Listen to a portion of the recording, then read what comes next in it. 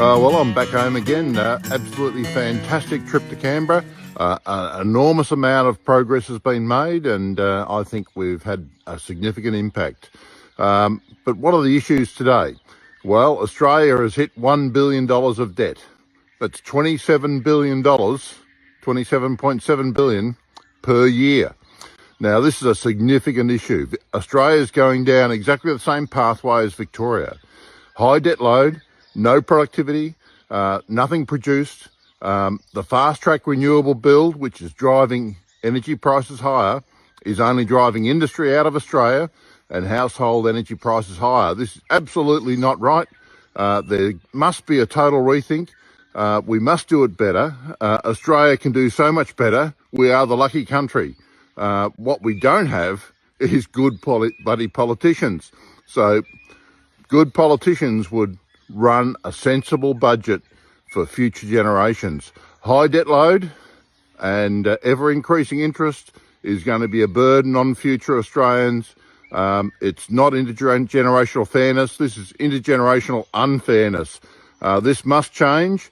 We must have sensible economic policy, and we must have a sensible energy policy for Australia. Really pleased that Jess Wilson in Victoria's deciding to scrap the VNI West and WRL. Absolutely awesome. I think that's a great move. For the hosts of wind projects or solar projects, they're now got this big conundrum. Are they going to vote Green or Labor to try and save their projects? I think this is a massive issue for these hosts. These hosts have got themselves in a position now where someone has hold over their title that's very, very, very unlikely to occur. I keep on saying we need a proper process.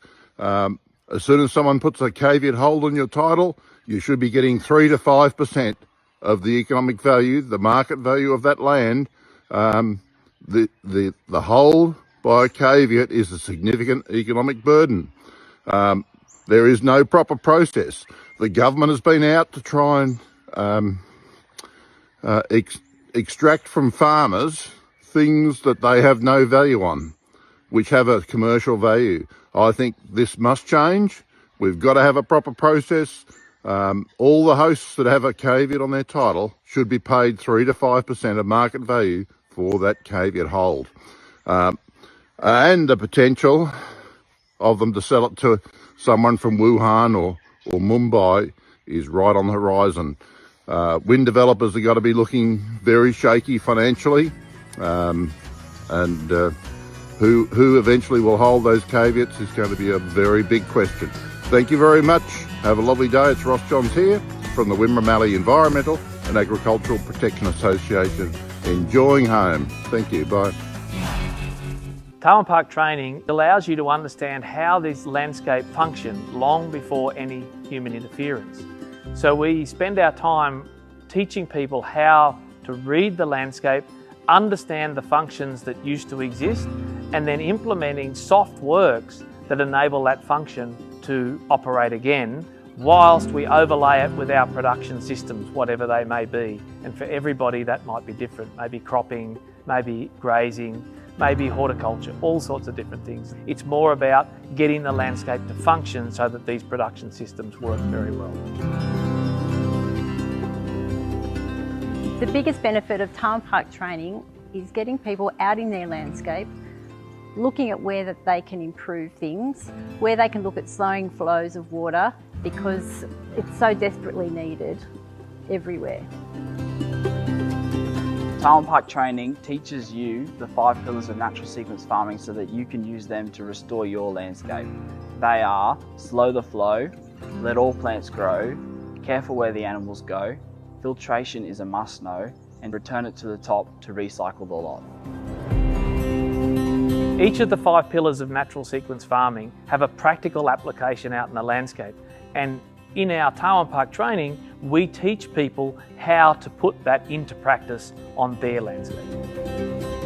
Slowing the flow in action could include practical applications such as contours and hill ponds and gully ponds, which all act to slow the flow of water and fertility moving across the landscape and promote it being stored under the surface where plants can access it more readily and it's not being lost to our rivers and creeks and eventually to the ocean or evaporation from the sun. When I'm building a contour, I use an excavator, and using an excavator I'm able to sculpt the bank to the height that I want it to be, as well as making sure that it's the right level and make sure the spillways are put in the correct location for it to function the best way properly.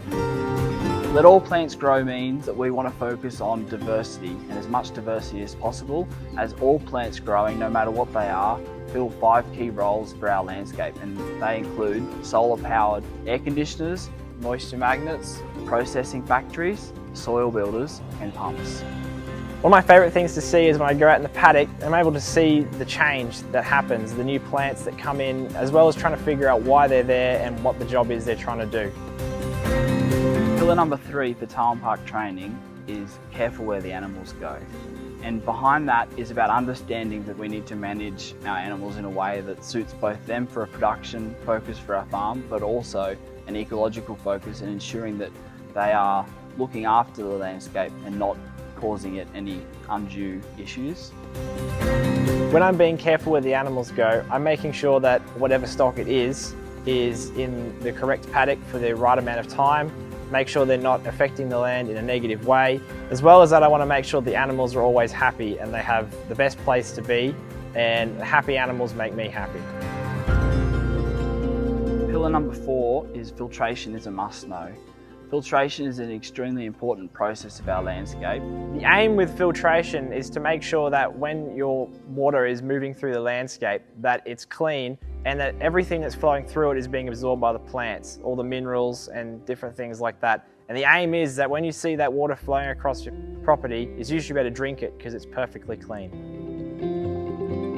Pillar number 5 is return to the top to recycle the lot. But the big thing is about collecting fertility that's moved down, taking it back up to the top and putting it there to break down and then feed it all back down. So rather than letting everything be lost, we're actually letting it recycle over and over again, which is how nature always operated, and we're just getting that started all over again.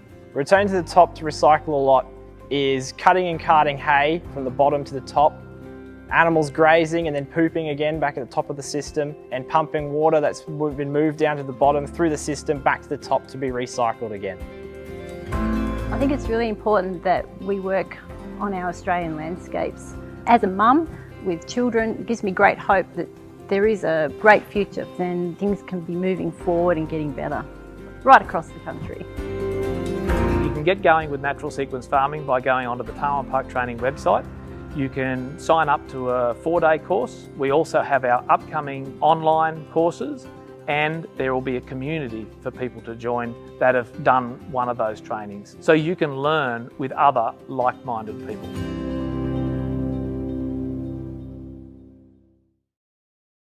Wet and stormy in the west and very windy for Tasmania tomorrow. Ilana here from the BOM with your national weather forecast for this weekend, Saturday the 22nd and Sunday the 23rd of August. Now there's plenty to look at for Saturday's weather chart. Out west we can see a low pressure system and trough moving in, bringing plenty of shower and thunderstorm activity to Western Australia. We also have some lingering cloud and showers through Central Australia as well as through the east, though this is on an easing trend. And further south we have a very strong cold front moving through Tasmania, bringing very windy conditions as well as some showers and cold air. So let's now take a look at each state, and we'll start in Queensland, where tomorrow morning we will see fog through inland parts of the east. Now we have this area here of lingering shower activity through the southern interior. However, this is on an easing trend throughout the day. We'll also see some isolated shower activity along parts of the coast tomorrow. Elsewhere though, it will be mostly dry. For Brisbane itself, it will be cloudy with a top of 23. For New South Wales, this lingering shower activity will continue in the northeast, with the possibility of some storms along the coast as well. It will be more settled inland with areas of fog and frost tomorrow morning, and just the chance of some isolated shower activity in the far south. For Sydney tomorrow, it will be sunny with a top of 23 degrees, and for Canberra, we'll have a frosty start, then a sunny day with a top of 18. For Victoria tomorrow, we'll see fog through northern parts tomorrow morning.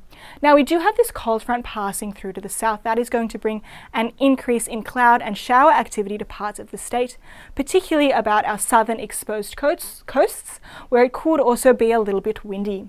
For Melbourne tomorrow, we'll see 16 degrees, a partly cloudy day, and the possibility of a shower throughout the day.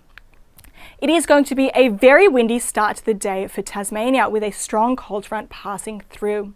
Now we have issued a severe weather warning for damaging wind gusts starting in that overnight period. Now we could be looking at gusts up to 100 kilometres per hour for the west and northeast in that early morning period, and then extending to parts of the centre, including the Midlands and up towards the Western Tiers later in the morning period before easing later in the day. This system will also bring some shower activity, particularly in the west, a little bit lighter in the east, and with it some cool air as well, so we could be looking at some small hail in the south and some snow down to around 1100 metres. For Hobart tomorrow, we'll see 12 degrees with some possible morning showers. For South Australia, it is looking like a more settled day with this high pressure system, bringing some morning fog in the south. There are a couple of areas which could still see some showers though tomorrow, including in the far northwest, as well as in the southeast. For Adelaide, we could see a morning shower, then it will clear up with a top of 17 degrees. In Western Australia, we have this low pressure system and trough moving onshore. Now that is being assisted by a trough in the upper levels of the atmosphere. That means that we're really looking at an increase in cloud, shower and thunderstorm activity tomorrow, impacting much of inland Western Australia, extending to parts of the west coast, as well as further east towards central Australia. Now later in the day, this rainfall activity will extend further south, impacting northern and eastern parts of the southwest land division. For Perth tomorrow, it will be a dry start. We'll get to a top of 23 degrees, but there is the possibility of an afternoon shower or thunderstorm. Looking at the Northern Territory now, in the south through central Australia, we do have this area of lingering cloud and shower activity, bringing some cooler conditions. But up north, another typical dry season day. Darwin will see 33 degrees and sunshine. Let's now take a bit of a look into Sunday, where we're still continuing to watch this low pressure system and trough. That is going to continue to bring enhanced rainfall and thunderstorm activity to eastern parts of Western Australia, and then moving more so into the Northern Territory and South Australia. In the east, a high pressure system will bring settled conditions to many, with areas of morning fog and frost, but we are still looking at some coastal showers for parts of New South Wales and Queensland. Let's take a look across our capitals. For Brisbane and Sydney, we'll see mild days with the possibility of a shower or two. For Canberra, Hobart, Melbourne and Adelaide, we're looking at dry, partly cloudy conditions with temperatures in the mid to high teens. Out west, Perth will see a mostly fine day with a top of 20, and sunshine will continue up north, 33 degrees for Darwin. For Alice Springs, we will see those showers starting to move in, so it could be a bit of a wet day. We'll see 25 degrees. That's all for our national weather forecast. If you'd like some more information, please visit us at the Bureau's website, app or social media. Thank you for watching. Have a wonderful weekend. Australians are paying more and getting less. Energy security is economic security. Economic security is national security. We sit on vast reserves of coal, oil and gas, but we are not fuel secure.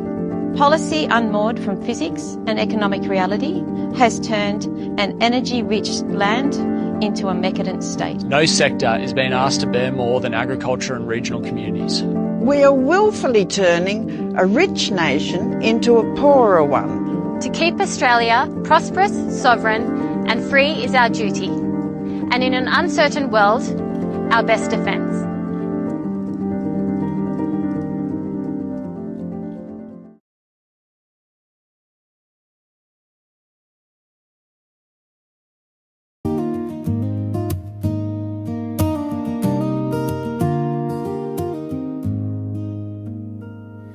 From England's green and rolling hills to Australia's dusty plains, our stories ride on faithful hearts through sunshine, wind and rain.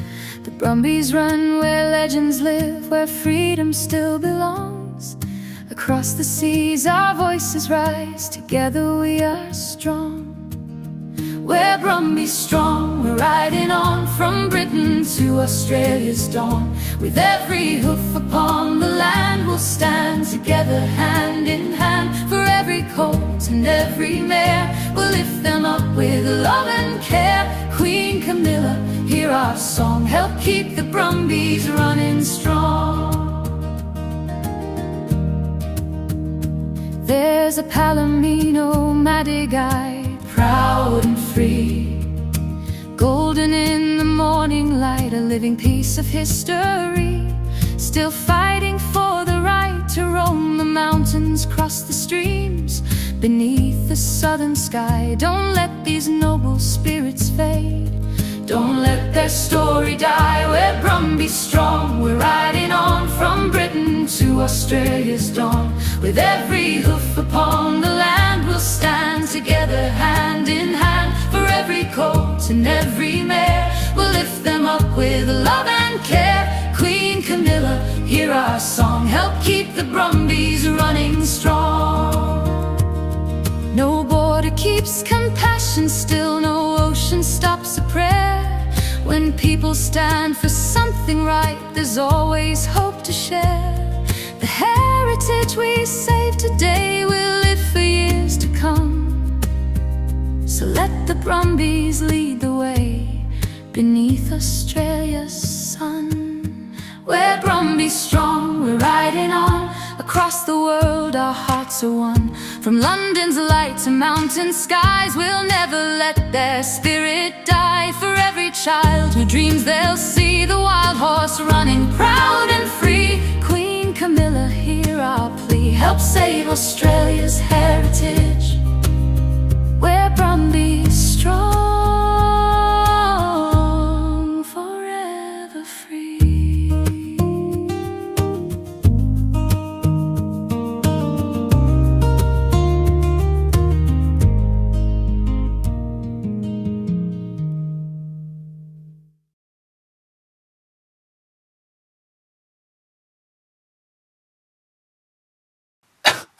And welcome back to the Pulse. We're just getting things organised here because a couple of things went haywire, came in late, and so I'm sort of running backwards very quickly. By the way, it's nice to have your company. It's a Friday. I'm just going to pull up something here just to play this in a tick for our instant polls. I just want to remind you that this is our brand new rebranding, I suppose you would say. Used to be the Country Telegraph. We are on Facebook and other socials, and they will change very shortly to the Pulse. So when you go to the Country Telegraph, one day it's just not going to be there. It will be the Pulse. So just to make sure that we get all things organised. Now, I think I'm organised here. We'll soon find out. If you want to increase your bottom line, boost your communication with your frontline staff, and gather valuable data from your most important resource, that's your employees, then visit instantpolls.online to learn more. Now, this week's poll is your thoughts on One Nation as the leading Australian political party. Just use the QR code on our screen to vote. Each vote is secure and anonymous and verified by 2FA. It's a short week, and the result will be broadcast on the Pulse after 4 o'clock next Monday. Now, the link will also be published on our Facebook page, and share the link and ask your family and friends to participate. Management was deciding in the dark. We lacked a method to hear from people across the organisation. We started using instant polls under our brand. Their expert design templates made it effortless to ask the right questions of the people who matter most, our frontline teams. We've seen improved profits and happier staff, and we now make better company decisions thanks to instant polls. Join us. Try your first free poll at instantpolls.online. You're with Mike Ryan. Free speech is alive and well on today's News Talk, The Pulse. And welcome back. Tarwin Park is a 1,500-acre property in Bylong, the celebrated home of natural sequence farming pioneered by Peter Andrews. Now, natural sequence farming is now internationally recognised as a significant innovation in sustainable agriculture and land care. And the story of Tarwin Park has featured on the ABC program Australian Story on 4 occasions. Now, we've spoken to Peter Andrews and the current director of Tarwin Park Training, Stuart Andrews, the son who has educated many landholders in natural sequence farming. Today, we're going to talk to a 3rd generation, fresh out of nappies, well, maybe not, Hamish and Lachlan Andrews, who are also involved in the business. First of all, gentlemen, thank you very much for joining me. Oh, we're not there. We're going to have to go back to me for 1 second, because it's just one of those first up things. So I'm just trying to bring this in here, and there we are. Look at that. It all works. Gentlemen, thank you for joining me. And don't you love Fridays? Yeah, always a good day of the week. Yeah, it's going to do some brain damage tonight. Probably not. Got to work again tomorrow. We're on a farm. What a bugger that is. Anyway, same here. I have to work, but I'm a bit older, so I can be naughty if I want to. So from what you have learned and seen, because you've got some great educators, your dad and also your grandpa, what are your thoughts on the need for land improvement in Australia? Yeah, well, I suppose we probably have a little way to go. Obviously, I would have said that the regen ag movement, I suppose if that's what you want to group what we're part of as, is definitely moving forward, and there's more and more people interested in it, both from a farming perspective and also a customer perspective after, you know, good quality food. But I think we still have a long way to go. We've got a lot more people that the message needs to get sent out to, and a lot more on-ground action. But that's just the way things are when you're trying to create change. Nothing happens overnight. Tell me about the benefits of natural sequence farming. I mean, I know what they are, and I think it's the future of farming, and so do many others around the country. What about the benefits, though, for landowners? Well, benefits are obviously the big ones that we talk about is getting your landscape to function like it once did. So better managing the water, particularly rainfall that we receive.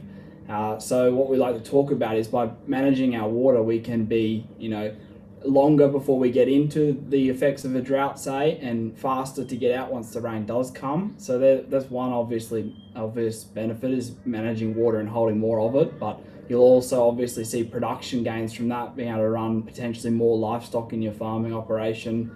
And then you're playing a part in, you know, better managing our climate as a whole, particularly the small water cycle, and having more water flowing through the system for longer. So and it takes time, and then they build upon one another. But at the end of the day, there's environmental and ecological benefits on one perspective, and then from a farming sense, production benefits for your business too. Tell me about, you know, because when you're, I mean, I grew up on the land. My dad, he was a very proud farmer. I was a terrible farmer. I probably could have done with your help, or your dad's help anyway, gone to school with him. But I'm just thinking, when you explain this to, you know, farmers are once they agree with what you're saying, they're right behind you. But to get them over the line, it can be difficult. When you explain this to farmers, those that have been on the land since Adam was a boy, what sort of resistance do you get, and how do you get around that?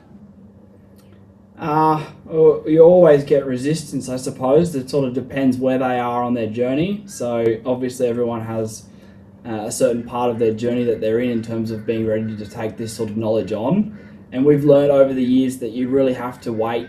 Unfortunately, which is sort of fits with the results don't happen overnight, is that you need people who are willing and interested to actually take the information on. You can't force feed anything. It's like kids and vegetables. With information and new knowledge, the person who's listening has to be prepared that they're ready to listen, and that may take a number of years from first hearing before they actually move forward to the situation where they're actually ready to start implementing. So a combination of not forcing it on everyone, and two, just really being able to visually show them, which is the benefits behind NSF, is the fact that everything is quite visual. So you can go out into a landscape and show them exactly what it is that you're talking about, and then they'll, that makes complete sense.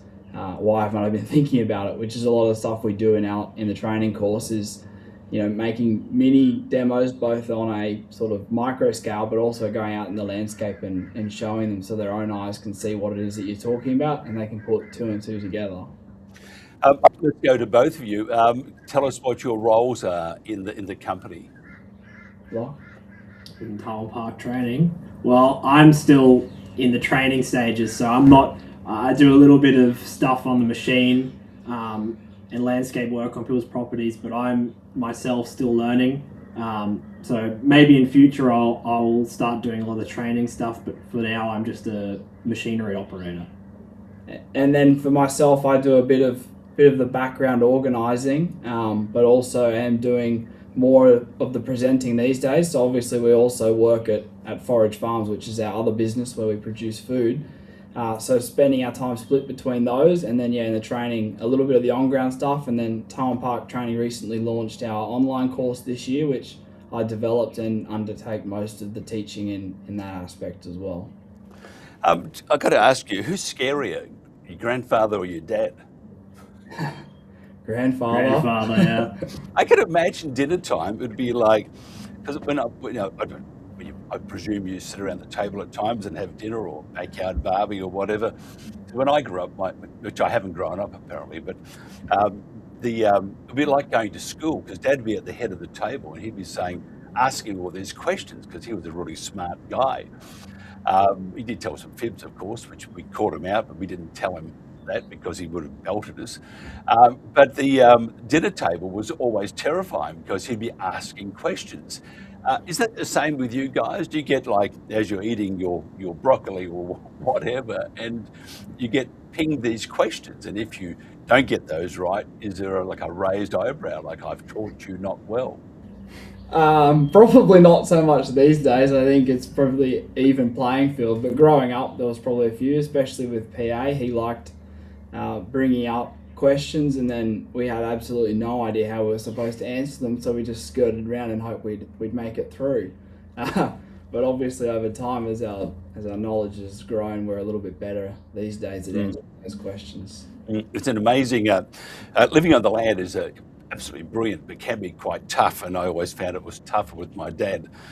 You got a great grandfather. I mean, not a great grandfather, but he's a great person. And your dad is second to none. He's just brilliant. The future of farming, in my opinion, is what you're doing. What about resistance from the upper management of government? I mean, because government's really nuts, and you probably see it yourself. And I know you have to be a bit careful, but it must be frustrating because this is the start of your life, and you would continue to do this. You would, your father would hope, and your grandpa would hope, and you would hope that this is what you'll be doing in 20 or 30 or 40 years' time. The pushback from establishment, does it concern you? I suppose there's that challenge, but a lot of what we're doing is trying to show how you can actually do it. So we want to make sure that what we're doing both in the training and in the farm is actually able to show to government what we can do when we start to think differently about the things that we're doing. So I think that's a big part of it. So it's about working with the system, but also trying to provide examples of how we can do things differently. And then I suppose a lot of it's from like a ground up approach. PA for a long time, he worked towards trying to get government to change, and the results for that have been slow. So Taiwan Park Training, in a way, is now focused on how can we get farmers thinking different and start getting them to take it on board. And a sort of masses type scenario, if you get more and more people on board, then eventually government sees it as that maybe this is the way forward and we should look into it a little bit more, rather than trying to get them to change first. Because as we know, government are generally the last to make any changes in our society today, unfortunately. Yeah, it's incredible. Could you, somebody just wrote in, tell us about Forage Farms. So tell us about it. Lockie, you want to explain what we do? Yeah, so Forage Farms is our business in southeast Queensland. And here at Forage Farms, our main produce is layer hens, raised out in the pasture, so they live 24/7 from the moment they arrive here to the moment they leave in the paddock. And we also have pork raised the same way, and cattle, which are grass-fed for beef. Yeah, that's pretty much it. It's a pretty full-on business, but yeah, it's pretty simple, really. It's just we're doing things a little bit different. Yeah, simple but different. Most of our food, particularly what you would deem more conventional or shedded type products. So your eggs, chicken and pork. Most of that pork in particular, 95% of Australia's pork is grown in a shed, where ours is grown out in the paddock. So it's already that, but then it's above what most people would deem free range, because free range in today's world is really just a big shed with an open door that they can go out to. Sometimes our birds are out moving around on pasture all the time, ensuring there's recovery behind. And then the other part of Forage Farms that's a bit different to most others is that, particularly for the eggs at the moment, we're starting to work with other local farmers in our area. So now Forage Farms has got 4 farmers in total, including us, that are growing eggs to then supply to our market in the southeast corner of Queensland. So rather than scaling our business, buying more land and producing more food, we're replicating it. How can we copy and paste our model onto other farms, supporting them by paying them for a quality product, and in return they're giving us a quality product so that we can feed more people in our local community. Absolutely brilliant. Where do you see the future of natural sequence farming?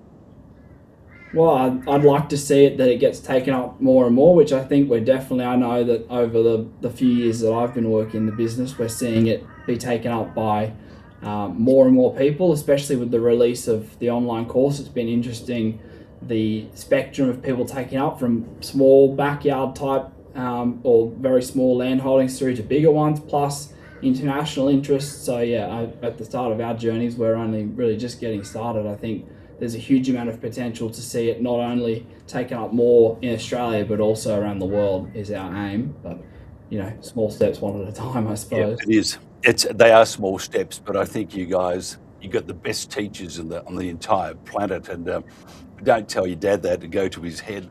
But you guys are amazing. And I have to say, I tip my hat off to you. One day we'll pop out there with their cameras and do a couple of shows from there, so that you can show me what you like on a barbecue. Surely, welcome anytime. Yeah, we often, because we have Bunnings here. Bunnings. I mean, who cares about what they sell? It's the sausage sizzles on a Saturday morning. I mean, they're just magnificent. So if you can replicate that, let me tell you, I'd be a very happy person, and a couple of red wines to wash it down. I can assure you my sausages will be better as well. So, well, we'll have to have a competition, you see. It's not a complicated process, is it? If somebody wants to find out more about what you guys do, how do they do that? Yeah, check out either of the websites, so tarnparktraining.com.au or foragefarms.com.au. Same sort of thing on all the social channels. That's the best way. Come and see what we do. Absolutely brilliant. I appreciate your time. Hamish and Lachlan Andrews there. By the way, do you follow AFL football? No, not so much the AFL, no. Rugby union. And I was just thinking, oh my God, I was just thinking what great guys you were. We're in the northern states. We're not down in the south. Yeah, but you got the Sydney Swans. Oh, maybe you haven't anymore, but they're in a pile of trouble. They should. Probably shouldn't say that now. But if I do follow a team in the AFL, it is the Swans. But yeah, they're not doing so well in the news at the moment. Yeah, just follow their football exploits and nothing else. Otherwise, clip around the ears. Look, thank you so much for your time. I really appreciate it, and we'll do more of these, and look forward to catching you up for a sausage. Take care. This is The Pulse. So many places where they're using 1080 poison baits. Yeah, it's an absolute travesty, mate. It really is. 1080 baits, if you've seen what a 1080 bait does to a dog, it's one of the most horrific things you'll ever witness. And the second you see something like that, you'll be a big advocate for getting rid of 1080 baits. It's not the way to solve the problem with wild dogs and foxes and things like that. On Sunday, August the 30th, I got a phone call from my husband. I wasn't here, I was out in Aramac staying with family. And he rang me very distressed and crying on the phone and told me that Tippy was dead. And he then described to me how that happened. He said he was inside heard Tippy outside yelping, which progressively went and rapidly went to screaming, and he was thrashing him, throwing himself around. He went under my car, which is parked on the veranda in a carport, threw himself under the car and up under the wheel arch, obviously looking for sanctuary. Greg tried to grab him and got hold of his leg, and as he did that he just dropped dead. So he rang me and told me about this, so I was obviously quite distraught as well. And then he had to go into town, into Bundaberg, to pick up for a pre-arranged appointment. And when he came home a couple of hours later, Faye, our Maremma dog, was also dead. So within a couple of hours, we're not sure, any time between 9:30 and midday is when she died on that morning. So yeah, Greg took them to bury them, and and he took Ted with him when he buried these two dogs, and Ted was there with him. And after Greg finished burying them, he wouldn't leave. He just laid, he sat, moved around. He wouldn't leave the gravesite. So Greg had to literally pick him up and take him away. So he knew his mates were in there. So yeah, sorry. 1080 is not a humane poison, and despite people's claims that it is humane, we now recognise that that's not the case. It's not good enough to pretend to ourselves that it's humane and keep on doing the same old thing that we've been doing for years. There's no excuse to keep on using a poison that is not humane and that we know is not humane.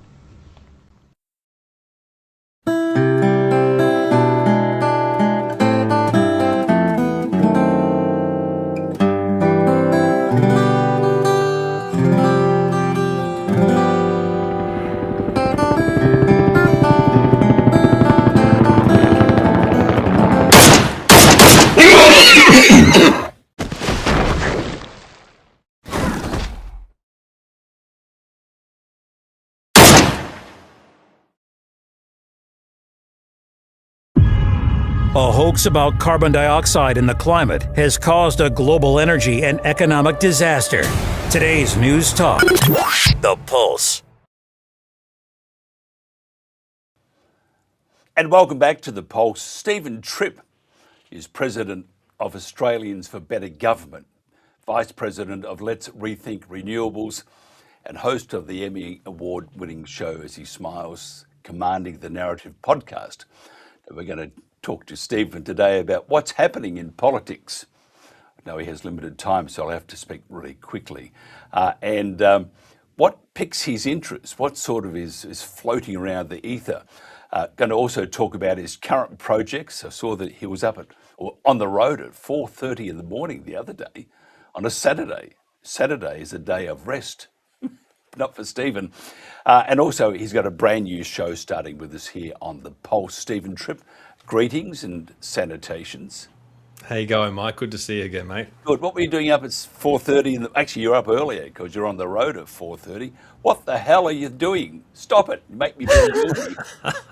Well, so I work night shift, and so I worked Friday night, and as I finished work at 4:30, I had to catch a flight, the first flight out to Brisbane. So it was a 6 a.m. flight. So that Saturday, I didn't sleep that day. We had an event at the Gympie Bowls Club for Australians for Better Government that night, and on the way there, we also did a tour of the Lake Barumba pumped hydro project that they're proposing, and spoke to some locals there. And then the very next day, on the Sunday, we did a tour of the South Burnett and Wide Bay regions, which has been described as a war of the worlds scenario, with all the wind turbines and solar projects out there. So speaking to locals, hearing what their thoughts are on the impacts of renewable projects on their communities.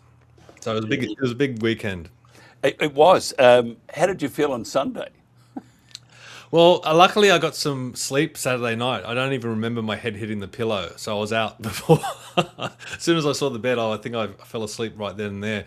So I was okay on the Sunday. Saturday was a bit more of a struggle, but these are the things that you have to do, and that's why I filmed every part of it. The footage is up now at commandingthenarrative.com because I wanted to show that people that are active in the political space that are not politicians. I mean, I've got a full-time job. I go out and do this on my own bat.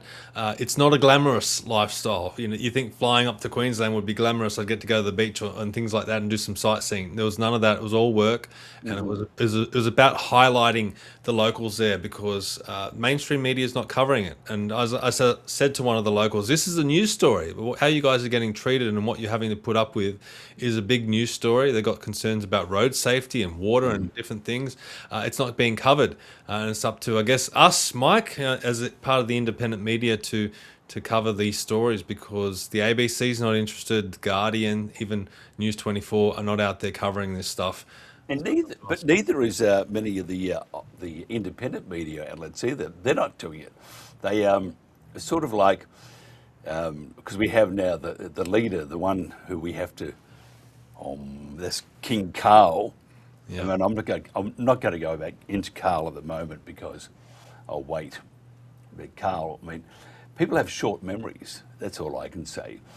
And then, oh, I'm sorry. Anyway, then we have, who else do we have? We got Avi Yemeni. That's his three brothers, by the way. But they're also, you know, it's amazing the influence these people have.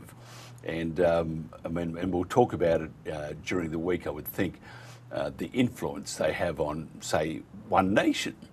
And I see Pauline, I was talking to Jen about it today, about Pauline. She's trying to do a Trump almost, and getting the right media on her side. What's your thoughts on her banning some of the media outlets? Because we haven't got that many free-to-air, you know, media outlets in this country.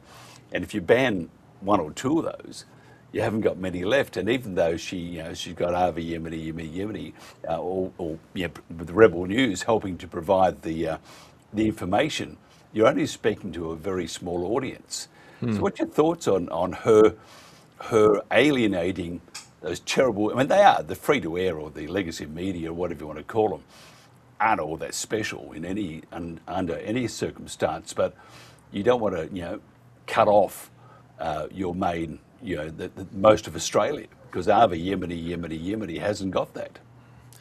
Well, look, it's the sorry state of our media. I mean, the media is very, very important. It should be the fourth pillar of our whole society. I mean, it should be holding government to an account in an unbiased way, but things have become so partisan, especially the ABC. I think that's a big disappointment. The ABC should be impartial, and it's not. It's. I mean, if I get contacted by the ABC, I think in the back of my mind, where's the hit job coming?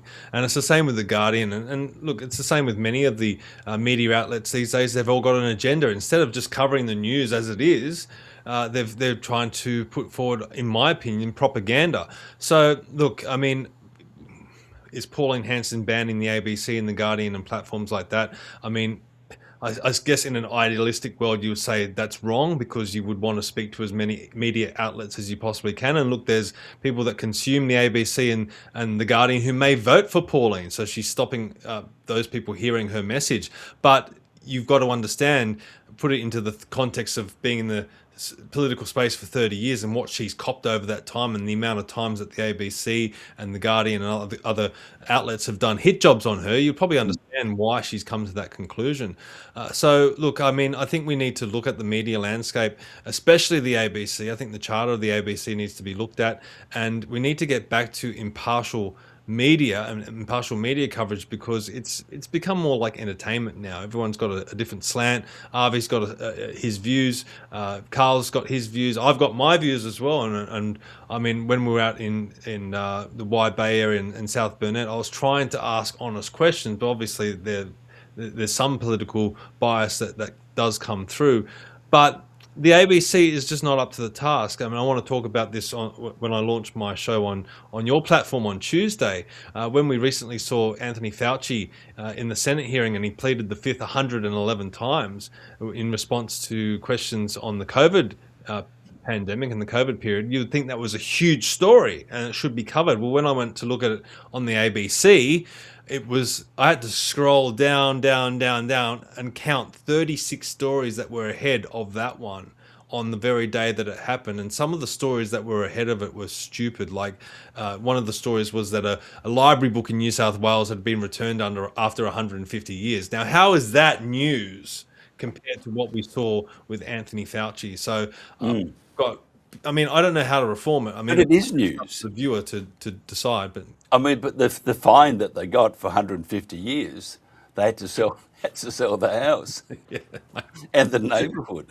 That's right. It's just laughable. It's laughable stuff. I mean, there were other stories that were just as laughable, about talking about endangered snails and stuff like that, instead of talking about a massive story that impacted all of us. I mean, the direction of our premiers and our health officials really came down to the guidance that Anthony Fauci was giving, and that should all be held accountable. And the media should be holding politicians and also heads of the department like Anthony Fauci, they should be holding them to account instead of just pushing forward their agendas. Yeah, it's that will never happen. And with the saying that Anthony Fauci might get a year in jail because he's not answering anything. Having said that, that won't happen. And if Anthony Fauci just zips his lips, which he is, there'll be no one held accountable for the repulsive actions they took against their own citizens. Speaking about repulsive actions, I have to say that Angus and his mob of squibs and the coalition, they passed, also helped pass the ASIO bill. Just quickly, because I know you're pushed for time, and I'm not going to make you run out there screaming because you're late. But tell me, just succinctly, tell me what your thoughts are on the ASIO bill and what it does to us. Well, what voter out there is asking for it? I can't think of one voter out there in Australia that is asking for this legislation to be pushed through. And it is the case with so much of the legislation that's pushed through Parliament. Now, who's asking for a digital ID? Who is asking for under 16s to be banned from social media? Who's asking for misinformation and disinformation laws? It's only the politicians and the lobbyists. Who's asking for brumbies to be culled from helicopters in our national parks? It's coming from non-government organisations, lobbyists, and those sorts of groups that are driving the policy in this country. So that we need to build some accountability into our system. We should have mechanisms where we can veto legislations, like a system like citizens initiated veto.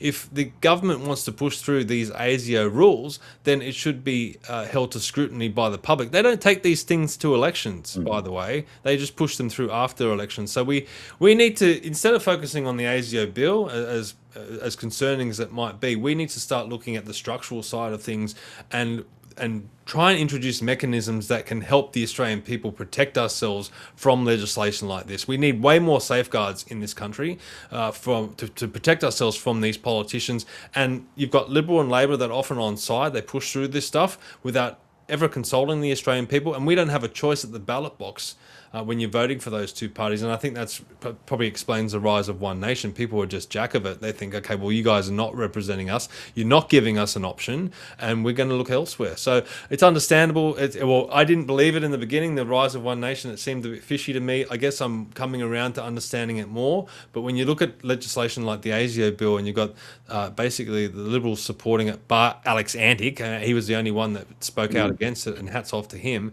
You've really got to scratch your head on whether or not the Liberal Party, who should be about individual freedom, is really representing the views of the people it's meant to represent.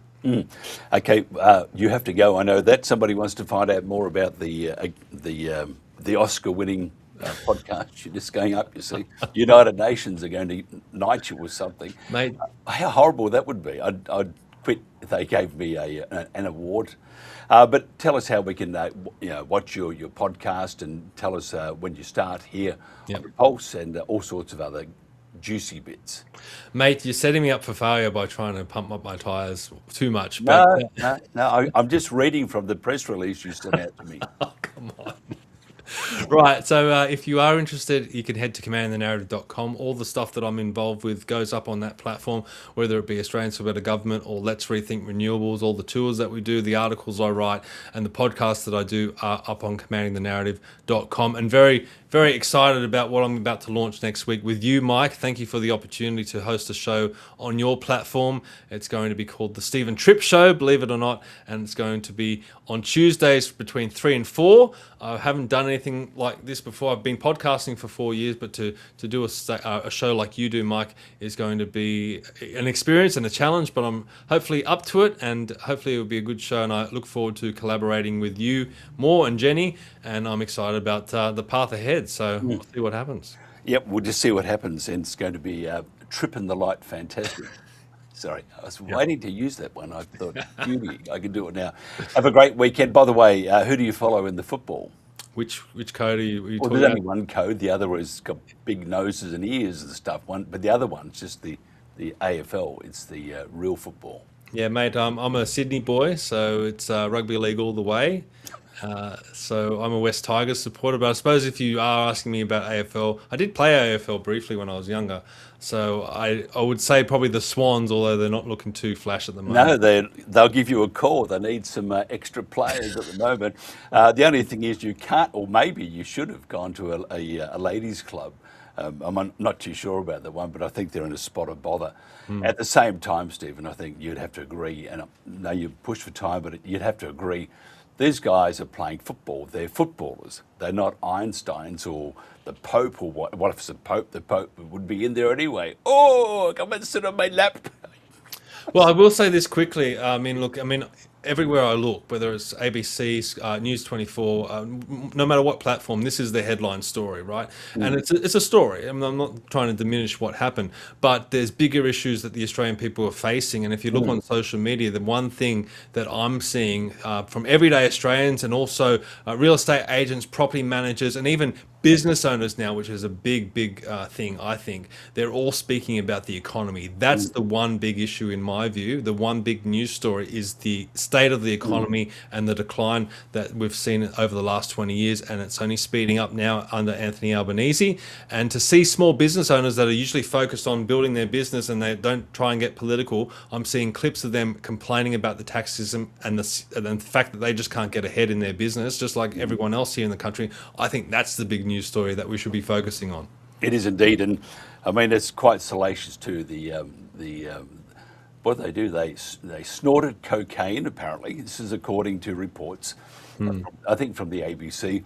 Snorted cocaine off the breast and the buttocks of these women, and then apparently someone did something else. But what's worse than that? I mean, if you looking at doing something quite dastardly and not all that. That you wouldn't talk to your grandmother about, snorting cocaine off the breast or off the bottom of a woman is a fairly. It does show you that they have lost their way, and they're footballers too. But so they haven't understood that they've lost their way because they're not that intelligent. That would seem to be the case. So stupid boys. But you know, as I said, you'll get a call from the club very shortly, and you'll be playing in the centre. Once you realise where the centre is, I'm 42. I'm on my way to 42, mate. I can't really run anymore, let alone play AFL. Don't let your age stop you. Just do what I do. Denial. Stephen Tripp, thank you so much for your time. I'll let you get to your other job. Thank you so much. This is the Country Telegraph. Our mission at Pets of the Homeless is really simple, and that's to keep vulnerable people and their pets together when they're going through a tough time. Back in 2015, Pets of the Homeless started with a 20-kilo bag of dog food, made it into small packs, put it in a suitcase, and it was just me walking down the streets of Melbourne, one woman on a mission to make a difference. I would share the story on social media. We've just hit 100,000 meals distributed today. And the community really responded positively, and it just grew from there.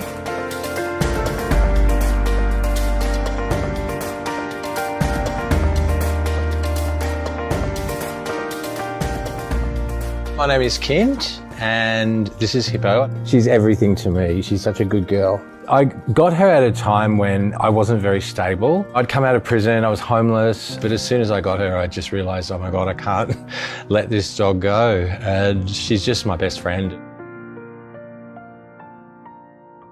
Hippo had a canine equivalent of an ACL injury. I knew there was something really desperately wrong.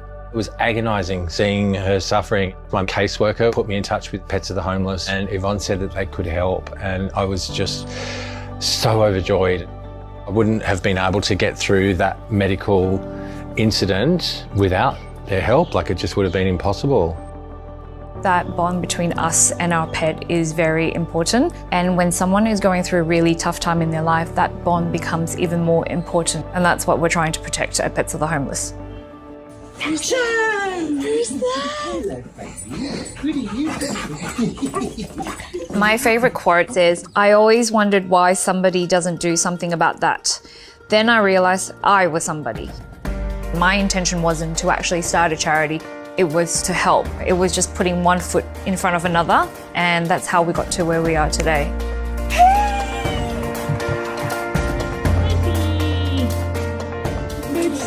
We're now in a warehouse. We have about 150 volunteers. We provide on average about 60 to 70,000 meals every single month.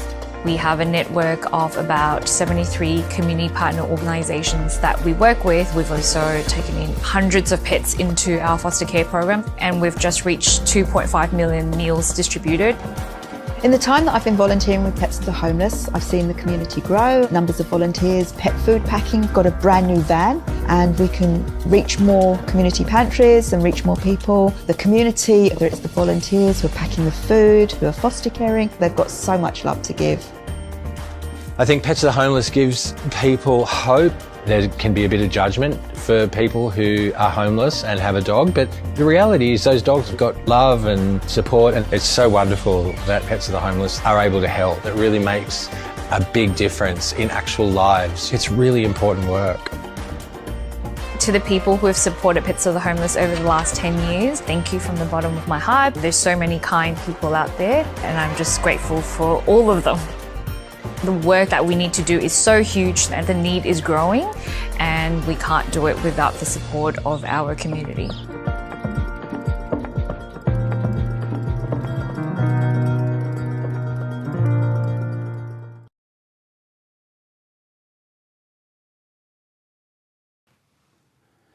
And welcome back to the Pulse. We formerly were the Country Telegraph. Still got most of the stuff. We are going to branch out, as you heard Stephen Tripp there. He has a new show starting next Tuesday at 3 o'clock. And that'll be a very good show too. Also, we have a whole bunch of new shows starting at 7 o'clock too. And we'll talk to one of the hosts from one of those new shows in the next hour, which is just going to be fantastic. And we all agree, those who understand the importance, and we go on about it, and people say, oh, what about those bloody horses again? I mean, and I used to watch Mr. Ed, yellow. But here's the thing, these horses, they represent, to me anyway, and many others, our past.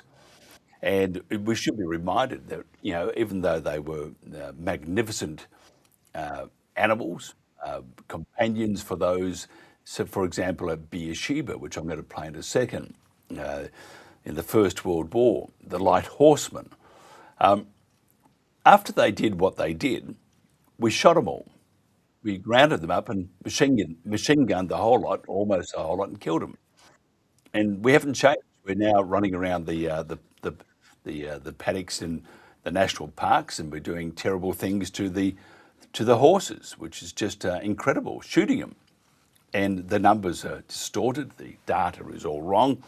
Penny Sharp and the ISC, Andrew Cox's legacy, well, he's not legacy, he's still floating around doing other stuff. And then we have, the Jack Off, that's right, Jack Off, and Richard Swain, and who else is there? All those all horrible creatures. And then the National Parks and Wildlife Service, they're just terrible too. They're doing all they can to discredit Australia, and they are. They're discrediting Australia. The world is now watching, and this is not how Australians should act. So I thought, being a Friday, I'll play this track. To me, this means a hell of a lot, and it took me a long time to not to well up when I heard it, because I understand and I appreciate our history. And even though not perfect, obviously we haven't learnt from our mistakes. And the idea of calling the horse an invasive species after the brumby or the whaler had been there for 200 years, we put them there. They have had no fear of humans, and now we're going to shoot them, whether it's from the helicopter or from just on foot. These men, these great big bullies, that's all they are. Doesn't make you a man if you can kill a helpless animal. Just makes you a mongrel or a bastard anyway. So I'm going to play this track, and then we'll come back and we'll do the weather, and we'll talk to one of our future hosts, and ever so kind to volunteer her time, because we are trying to put more back and give more value and make sure that we are a credible alternative to Sky News and Avi Yemeni and Carl, King Carl. Ooh. Did you see Carl yesterday walking across Sydney Harbour? Maybe not. Where were those sharks? Anyway, so this is a brilliant track, and it does show you that we should recognise our past a lot more than we are at the moment. They carried stockmen. They carried soldiers. They carried legends from Beersheba to the mountains of the high country. The thunder herd still rides.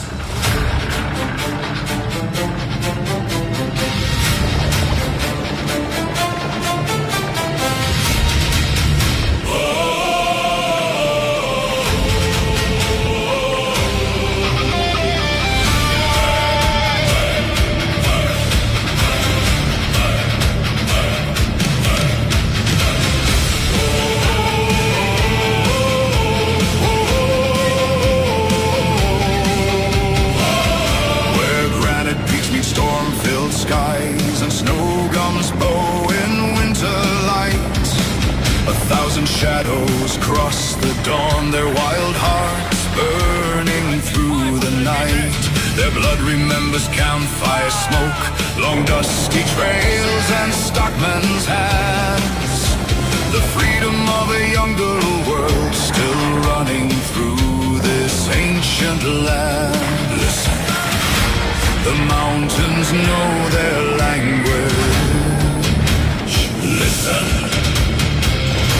The valleys speak their names. They are the thunder rolling beneath the southern sky. From Beersheba's fields of glory to the mountains standing high, no chains can hold them. No walls contain them. The spirit of the light horse rides. They are the thunder herd, and the mountains know their names.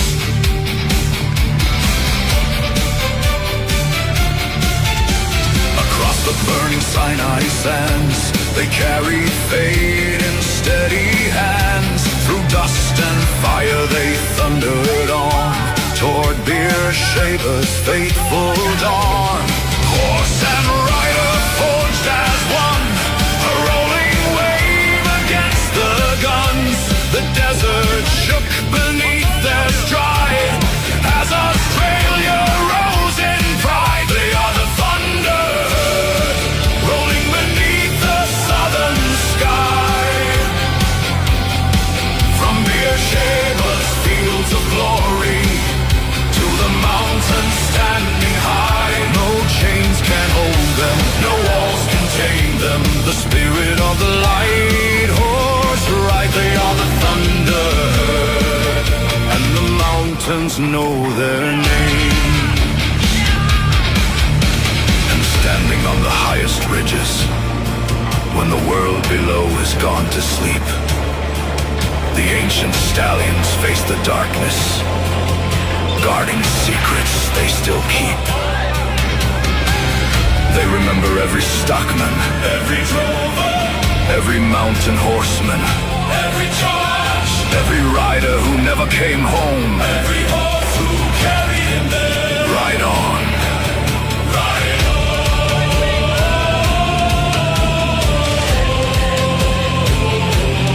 Ride on.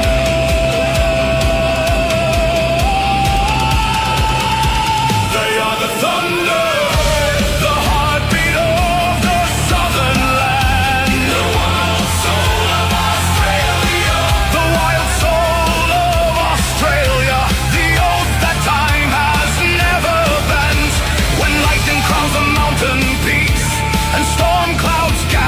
Dark and wide, the spirits of the old light horse still ride beside their stride. No king commands them, no empire owns them, for freedom runs within their blood, as surely as rivers shape the land. They are the thunder.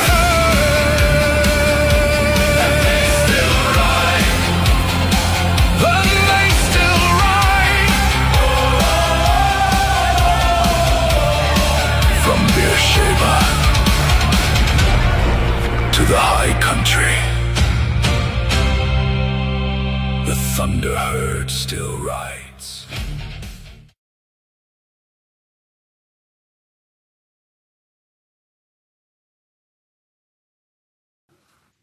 And that is what we should be doing. To think we're not is deplorable. As a nation, we're failing miserably. And it's so interesting. People still, there are many, great number of our population don't know about it. Legacy media is doing a magnificent job in stuffing it up. By the way, where are the politicians? Where's One Nation? We saw Angus make a slight foray, put his toe in the water, and then that was it. Where are they? Where's the politicians? Where's Kelly Sloan?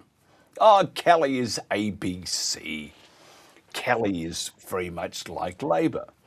And she leads the LNP in New South Wales. Pathetic. Absolutely pathetic, Kelly Sloan. We've invited you. Many people have asked you to do a little more than nothing, and you've done nothing. So, well done, well done. And then we have, who else? King Carl. He hasn't done much. The independent media is not doing much. They're just ignoring it, and I think that's deplorable. Shows you their strength of character, doesn't it? Pathetic. Do more. You watch Carl put his toe in, and they will become, just, oh, Carl is there. We're going to run to King Carl. Oh, King Carl. Think what he was like 4 years ago. King Carl. Anyway, if you want to increase your bottom line, boost your communication with your frontline staff, and gather valuable data from your most important resource, your employees, then pop onto your computer or your phone, have a look at instantpolls.online to learn more. Now, this week's poll is your thoughts on One Nation as a leading Australian political party. If she was going to be a true representative of Australia, in my humble opinion, she would do more.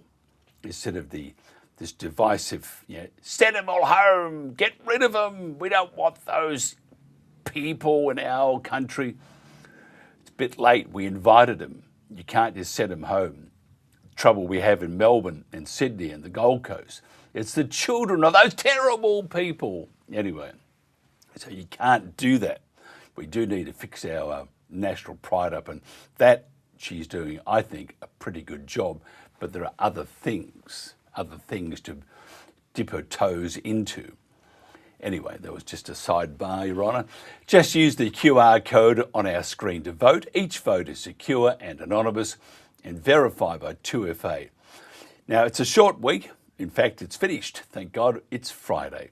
And the result will be broadcast on the Pulse after 4 o'clock next Monday. The link, by the way, is on our Facebook page. And don't forget, share the link, share the love, ask your family and friends to participate, and make your opinion count. Wet and stormy in the west and very windy for Tasmania tomorrow. Ilana here from The Bomb with your national weather forecast for this weekend, Saturday the 22nd and Sunday the 23rd of August. Now there's plenty to look at for Saturday's weather chart. Out west we can see a low pressure system and trough moving in, bringing plenty of shower and thunderstorm activity to Western Australia.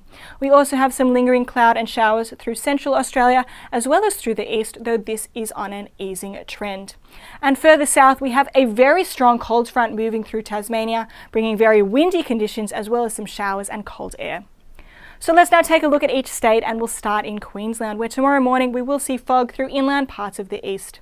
Now we have this area here of lingering shower activity through the southern interior. However, this is on an easing trend throughout the day. We'll also see some isolated shower activity along parts of the coast tomorrow. Elsewhere though, it will be mostly dry. For Brisbane itself, it will be cloudy with a top of 23.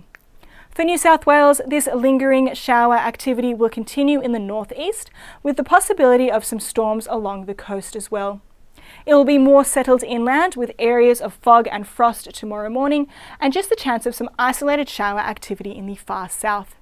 For Sydney tomorrow, it will be sunny with a top of 23 degrees, and for Canberra, we'll have a frosty start, then a sunny day with a top of 18. For Victoria tomorrow, we'll see fog through northern parts tomorrow morning.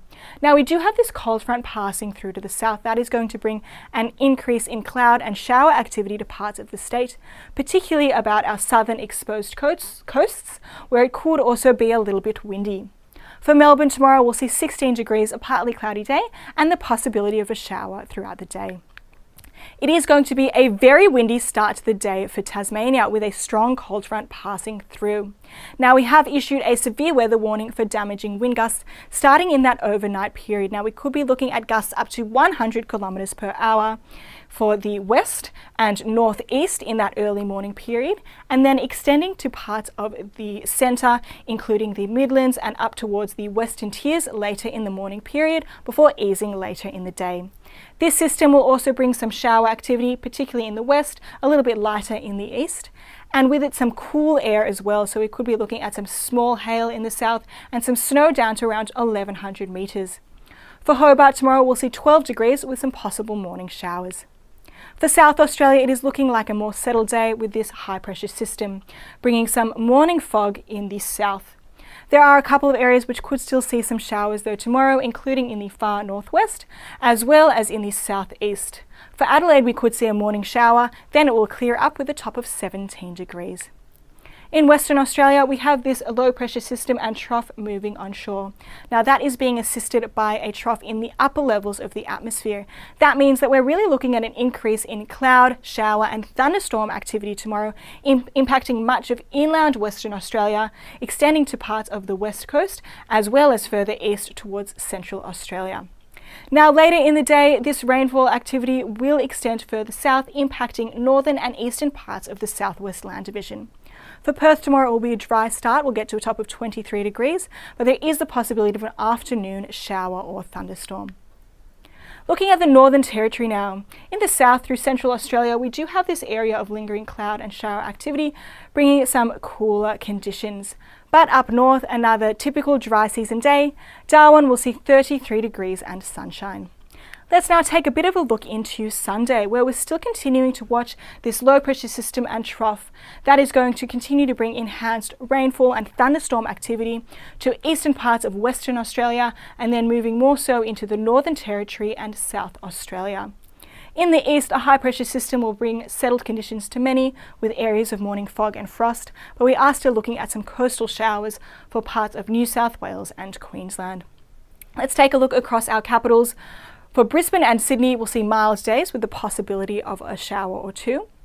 For Canberra, Hobart, Melbourne and Adelaide, we're looking at dry, partly cloudy conditions with temperatures in the mid to high teens. Out west, Perth will see a mostly fine day with a top of 20, and sunshine will continue up north, 33 degrees for Darwin. For Alice Springs, we will see those showers starting to move in, so it could be a bit of a wet day. We'll see 25 degrees.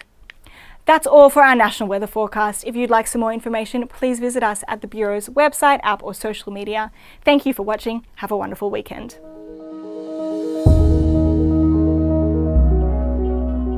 Management was deciding in the dark. We lacked a method to hear from people across the organisation. We started using instant polls under our brand. Their expert design templates made it effortless to ask the right questions of the people who matter most, our frontline teams. We've seen improved profits and happier staff, and we now make better company decisions thanks to Instant Polls.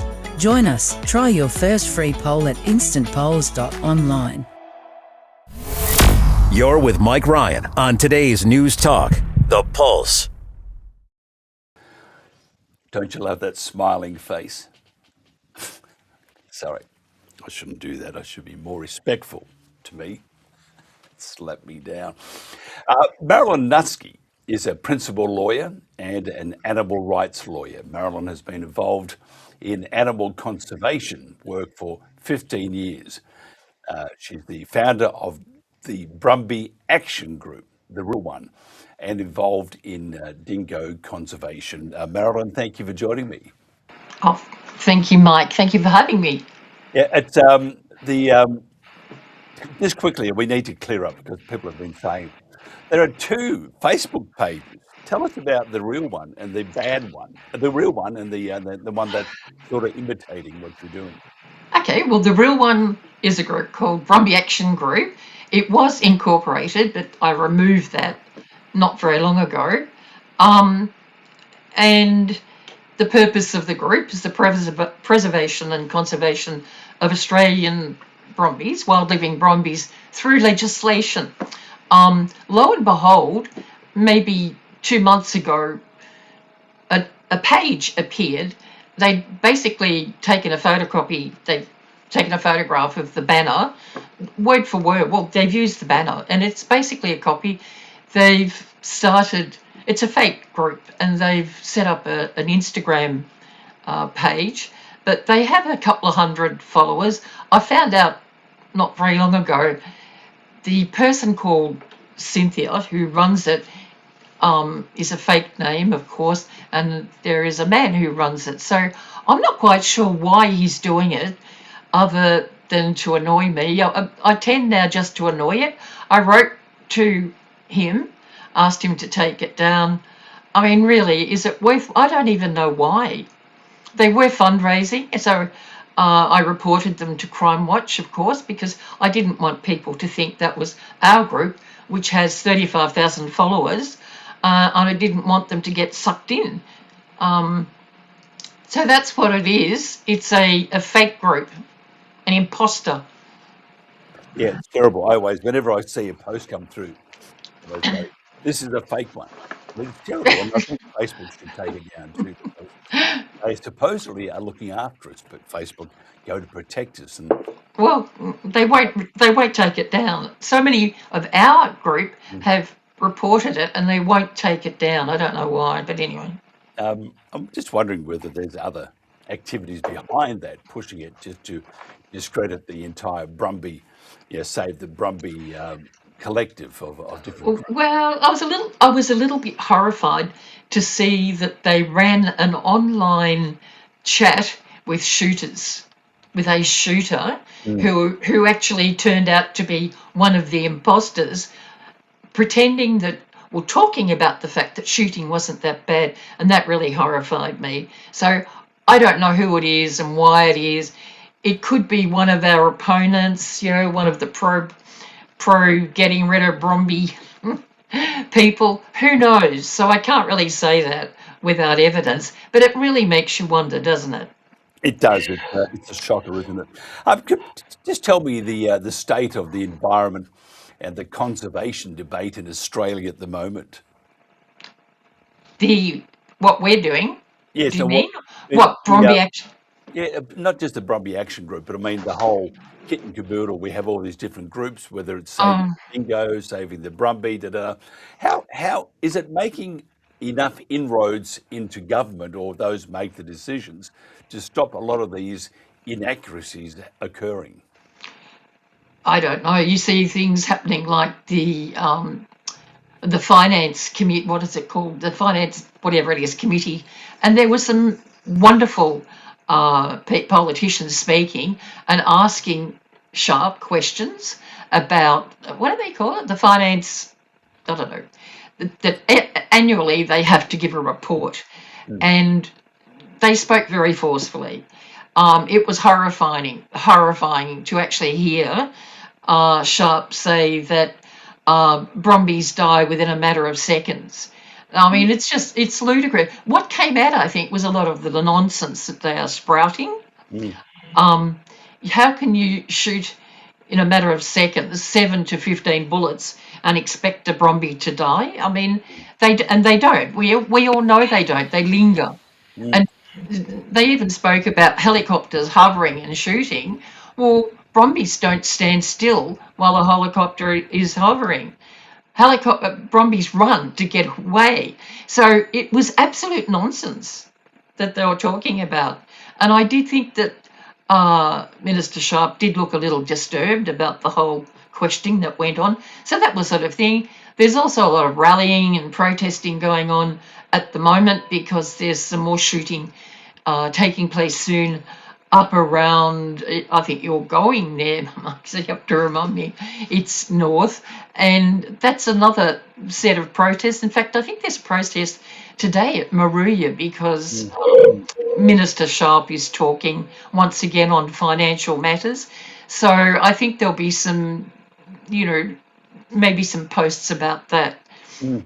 It's incredible. But and I'm often critical of the Australian public because they don't do enough. But in all fairness, also the media, whether it's legacy media or whether it's even a lot of independent media, there's not a whole lot of reporting on and the misconceptions of what these animals, for example, look at the horse. Oh, it's killing the environment. It's doing nothing of the sort. No. Yet, and they present the figures that they present. And I know that you can manipulate things, and they're dated, and they don't really, they're not evidence. They're just a collective of garble that they put out as facts. And most people, they still trust government. Don't know why they would do that, but they trust government.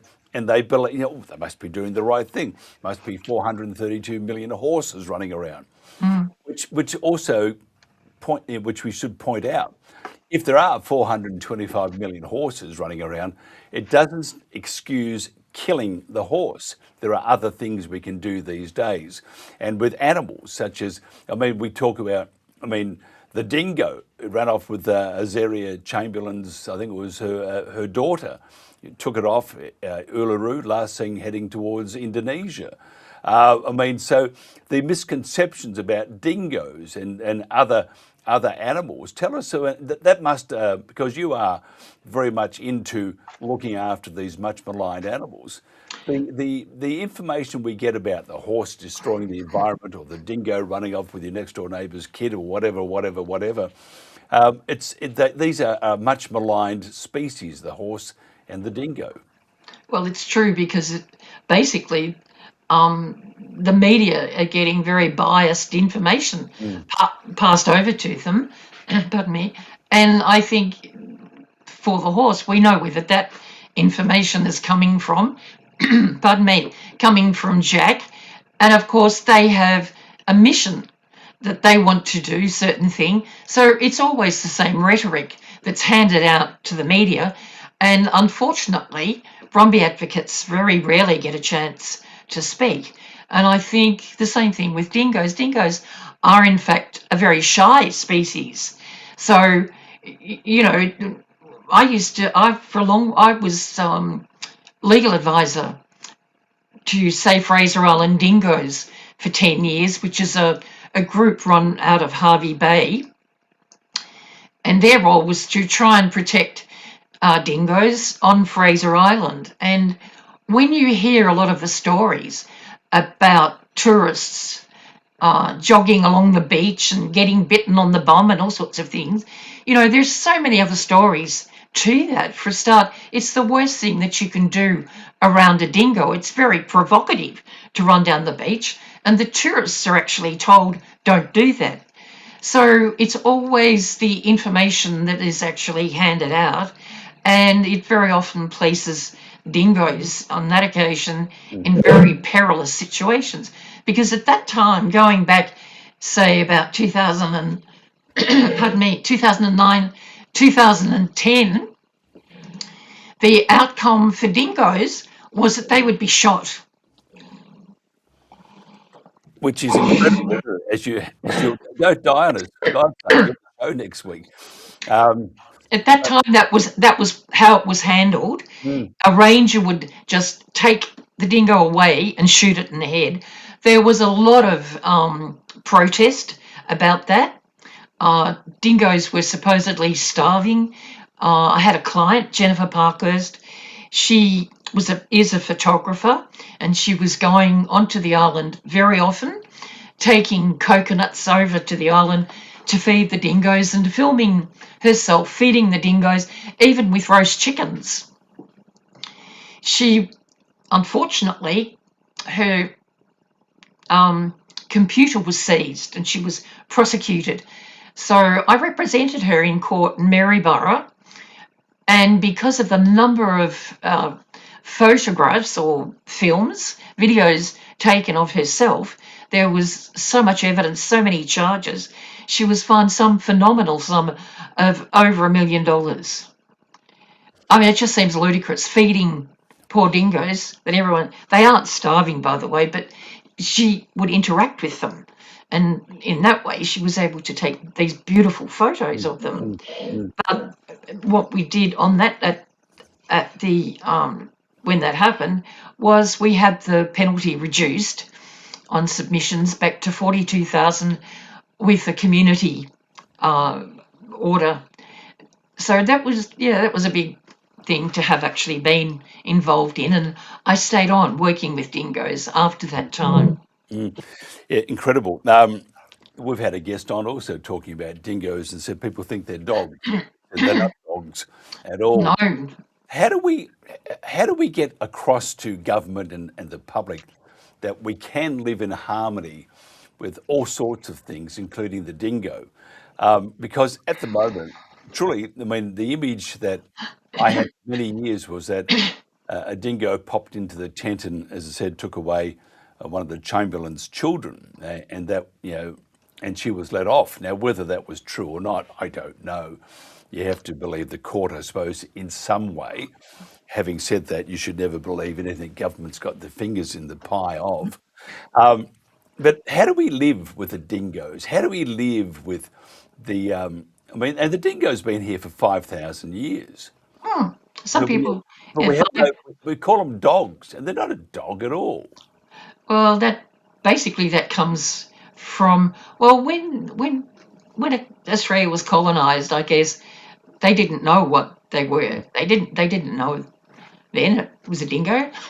Nobody told them it was a dingo, but they of course called them dogs. And it might have been at that time that the dingoes were pinching a sheep here or there, and over time that title stuck.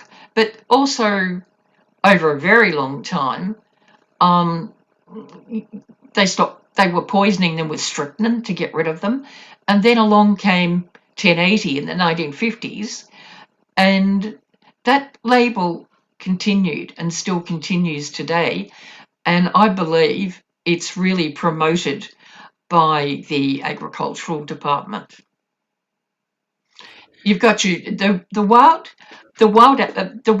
Wild Dog Strategy Plan was actually penned by the Centre for Invasive Species Solutions, who are very involved in the manufacture of poison baits.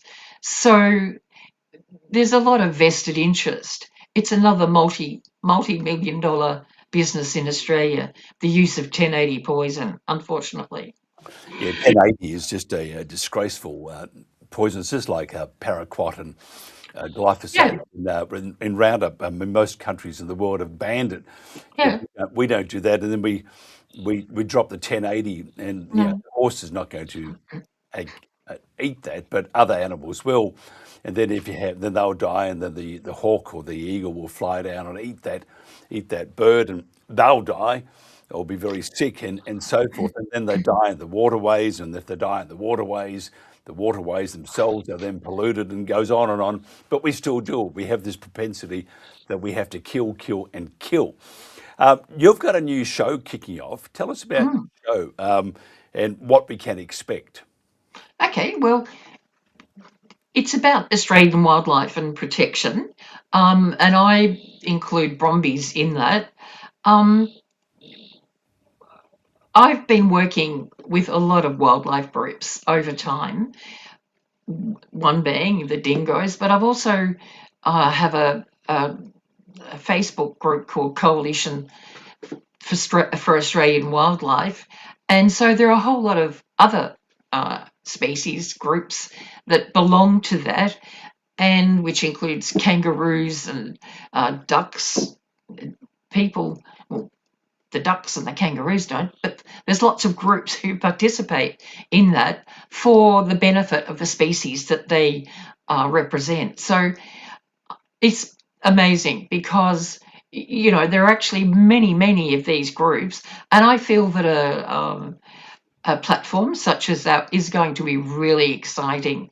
My first guest will be Ernest Healy, who actually authored the submission to have Victorian dingoes listed as a threatened species under the Flora and Fauna Guarantee Act. So that's very interesting. He's got 2 dingoes, Kiri and Sienna, and I think it'll be a very exciting show. We're also meeting up with George Pujol, who is an internationally acclaimed candle artist, a great humanitarian, who creates these wonderful candle projects using thousands and thousands of candles, and it's generally protests or when of animals. In fact, we ran a protest in Melbourne where he made this gigantic dingo on the lawns of Treasury Gardens. It was just incredible. It was incredibly exciting because it was really constructive, people coming together to listen to people like Evan Quatermain and, you know, anti-1080 poison. And then people gathered with their children, laid out the candles with George, and then later it was lit. It was just a really lovely thing to do. So they're my 2 guests, and I hope that George and Ernest will share. Ernest will talk about the listing and how he achieved it and his position on where dingoes are at nowadays. And I have no doubt that he will talk about the fact that dingoes are persecuted, that they cop a lot of for actually eating sheep than they really do, according to data that's released from the government. In fact, it's not quite true. Another species that are vilified, in fact. Yeah, I saw a dingo the other day, and I'm being very truthful. It had 17 people in its mouth, and it was walking in the background behind us, Coolangatta. They're just terrifying creatures, and I'm just being stupid. Just tell me, wildlife volunteers, they are such an important part of the whole process. But it's not it can be quite unrewarding if you're looking for government appreciation. Having said that, what they are doing, like those looking after, trying to protect the brumbies, those protecting the dingoes and other animals throughout Australia, they're doing a magnificent job, and they will go to heaven. Tell us about them. I think they will. Really, I can't speak much. There are a lot of lovely dingo sanctuaries around, and they rely on fundraisers, and they don't get money. So they do sell some, but selling dingoes is very difficult, or passing dingoes over to the public, because they're not really an easy animal to adopt. It takes a certain kind of person to understand a dingo. And I think also that Brumby sanctuaries are incredible, the work they do, and they work really literally around the clock, rescuing the brumbies and fundraising, and it's amazing. And I think that's how Brumby Action Group, it's a bit of a transition, I think. When I first started Brumby Action Group, it's about the preservation and conservation of Australian wild-living brumbies. And in Victoria, I authored legislation, which I unfortunately wasn't able to get. I tried to save brumbies in Singleton, there was a cull of brumbies that were had connection to a bloodline called Suffolk Punch. They all went. It was Commonwealth land, army base, so very, very difficult. So, and then I was involved in the Barmer Brumbies. I mean, I've spent years, but I think what I have come to realise now with the Brumbies that we're trying to save in KNP is how difficult it is. Minister Sharp was asked, will she continue to aerial shoot? And she just said, yes. Now, I know that must have something to do with the strategy offsets that are tied in with the projects in KNP. It's all to do with hydro too. And that's when I started to think, well, how are we going to deal with this? And that's when I set up a wonderful webinar with an ecologist from Nevada, Craig Downer. And it was really a very relaxing way to run a webinar. We workshopped it and what are we going to do? And we resolved that what we would really like to do, really, and I know others have thought about this, is to have a Brumby Wildlife Reserve, a conservation area in Kosciuszko National Park. I mean, Kosciuszko National Park is 1,700,000 acres. You would think that within that area there could be set aside 10, 20,000 acres. I think it's about removing the Brumbies away from Hydro 2, away from the snowfields somehow, and establishing an area where they'll actually be protected only by the fact that humans won't be able to go there. Craig encourages use of what he calls a reserve design, which is using local eucalypts or whatever, blocking certain areas with constructions to stop Brumbies going into any fragile areas that they might otherwise go into. It's possible. It's used elsewhere. And there's no reason, I think, that shouldn't be happening in KNP. So what we're doing at the moment is we're authoring a letter which we're going to have signed by a number of ecologists, and we are then going to approach the New South Wales government to see if we can't negotiate something, because otherwise I have serious concerns because of Hydro 2, because of the offset strategies, because of the 90 to 100 million that's already sitting in an account with National Parks and Wildlife Services. How you shake that, I really don't know. Maybe this is a way, either that or maybe it'll be the report I'm putting into ICAC. Who knows? But something's got to give, and I think that's me doing something in middle of the road. It's neither rehoming. I think rehomers are wonderful, and they rehome Brumbies that are trapped. So they're doing a beautiful job. But nor can I come at Brumby shooting. It's just abhorrent. So somewhere in between for both Craig and I is this idea, and we're really hoping. He's wonderful. So we're in constant contact, working out how we're authoring the letter at the moment between us, and let's just hope. Let's keep our fingers crossed, because I really don't know. I don't agree. And you'll go to heaven too, Marilyn. I don't think anyone said that to you before, but you will. That's not what they all say about me. No, I don't know. Well, the gossiping, the OK Corral. But we'll leave that one alone. Your show next week is Australian Wildlife Protection.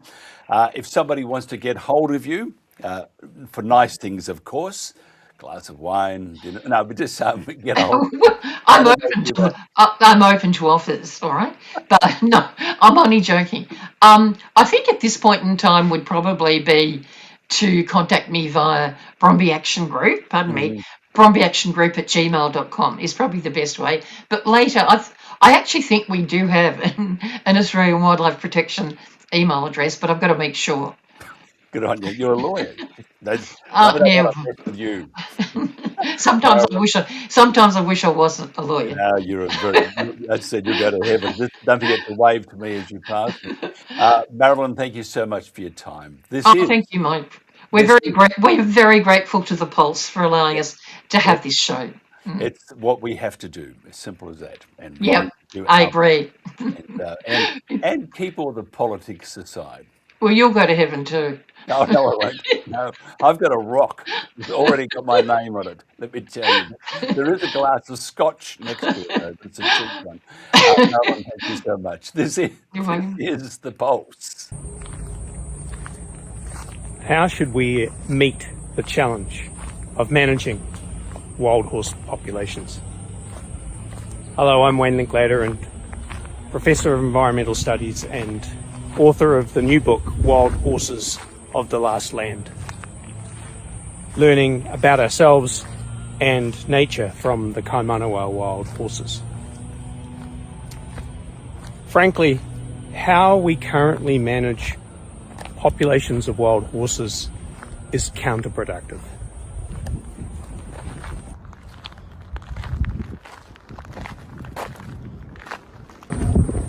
But it doesn't have to be that way.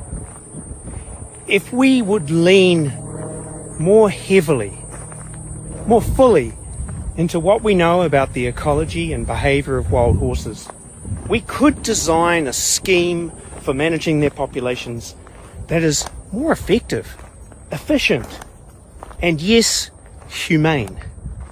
I would argue more ethical. If you want to know more, see the last section of my new book titled Conservation. I'll see you on the other side.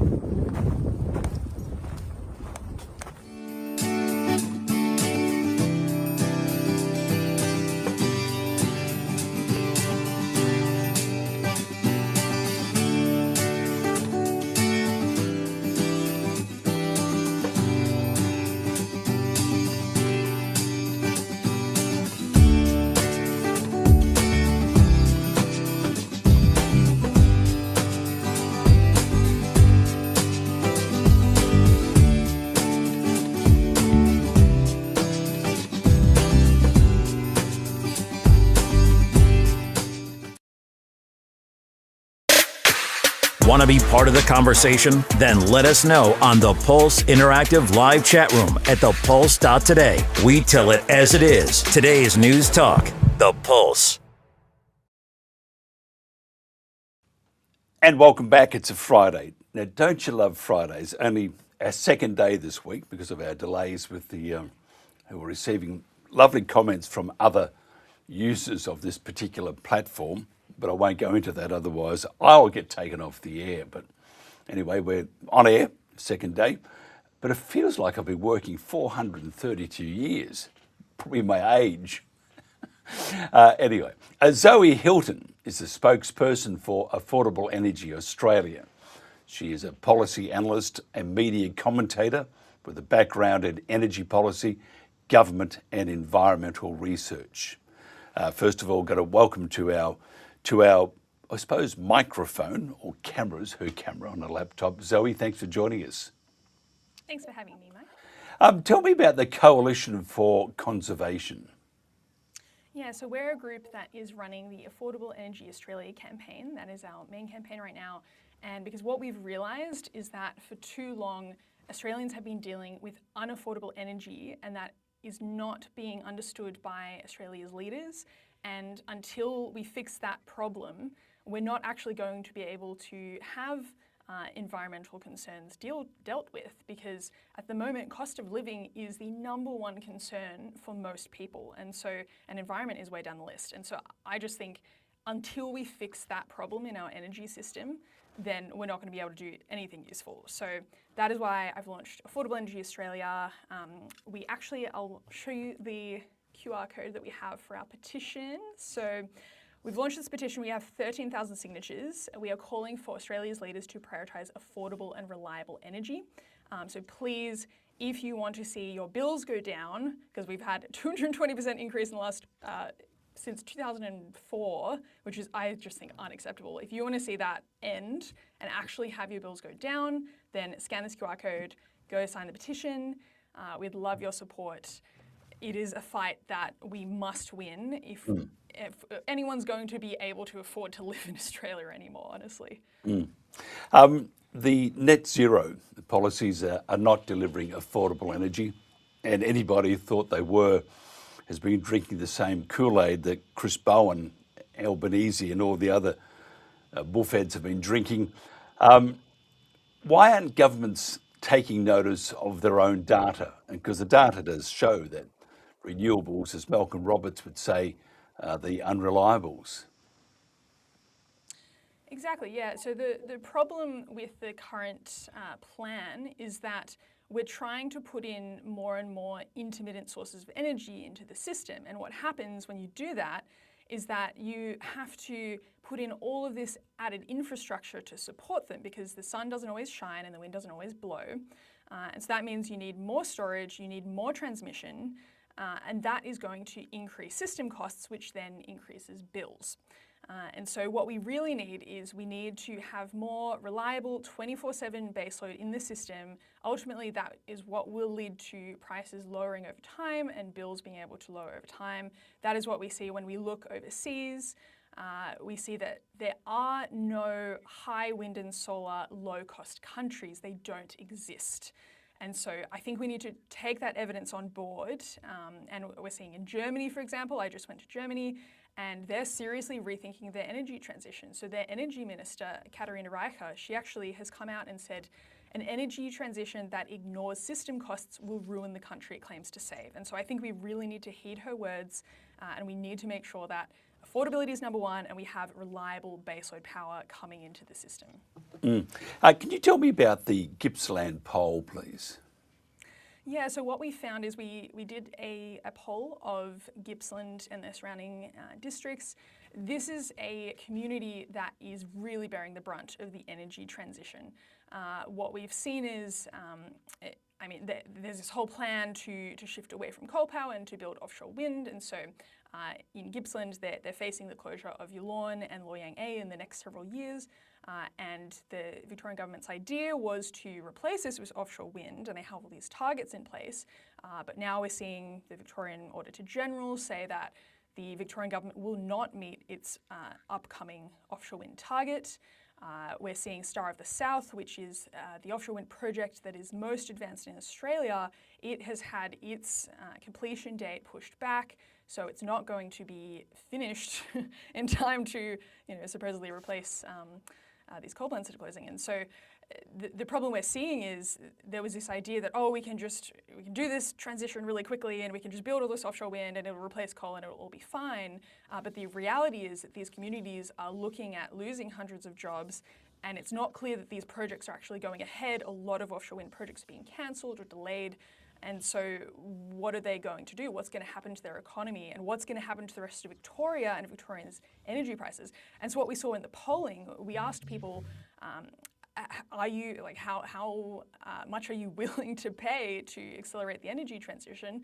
And about 2/3 said that they don't want to pay a single cent to accelerate the transition. And then a similar amount, they want affordability to be number one. And you can see that very clearly in the ranking of priorities, that most people put affordability number one, reliability second, and then emissions reduction was third. And so we can see that people are not happy to pay for an energy transition at any cost. That's not a cost they're willing to bear, of just writing a blank check to renewables developers, essentially. They only support renewables insofar as they believe that it will lower their bills, but that is not what we're seeing. And so once people understand that actually this plan is not lowering bills, it is making their bills go up, and it will keep making them go up, that is when support for the current plan for the energy transition falls away.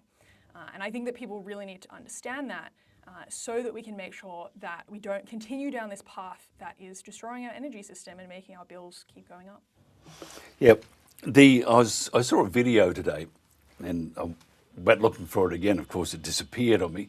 But the video was it was one of the renewable companies that was setting up a camp to be their centre point for putting up the transmission lines and turbines and all that sort of stuff. And it was right next door to this couple, and this couple had put all the money, everything into their forever home, out of the bush, quiet, and right on the fence they're putting this this camp that will have 24-hour activity, big trucks going to widen the road, the whole lot. So all of a sudden they're living in an industrial area, and they hadn't organised that, hadn't wanted that in the first place.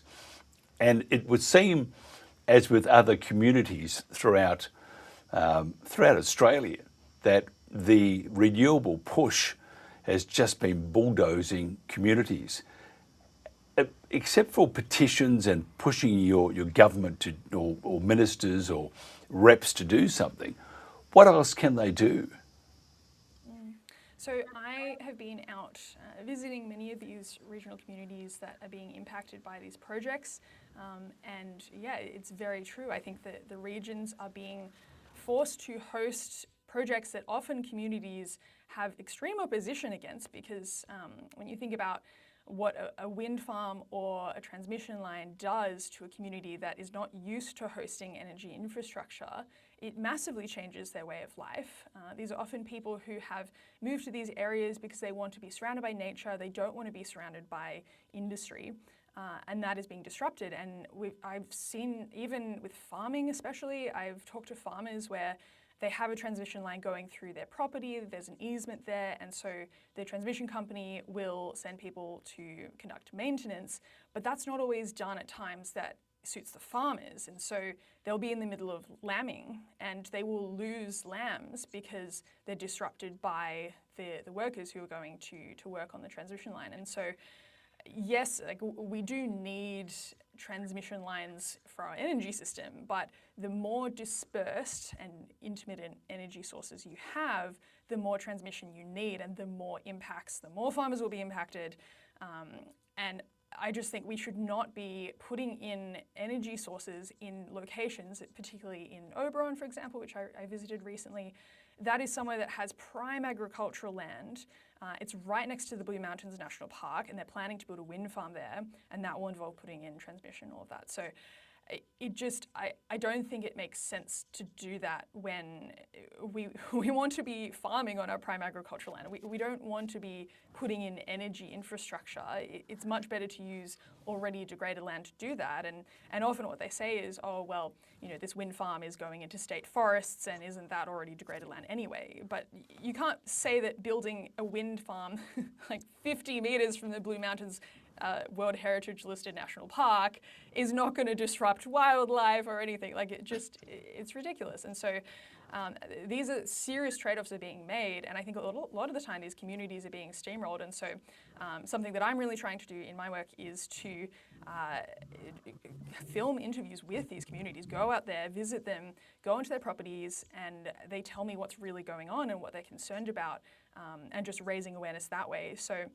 I really encourage everyone to follow the Coalition for Conservation social media channels if you want to see more of that content, and also Affordable Energy Australia channels. That's where we focus on the affordability aspect. And please, if anyone has stories, if you're facing this in your area, please reach out and let me know. Because honestly, I think we have to make sure that these communities can really band together and feel like they're not alone, because everyone facing this, they're not alone. There are many others facing this.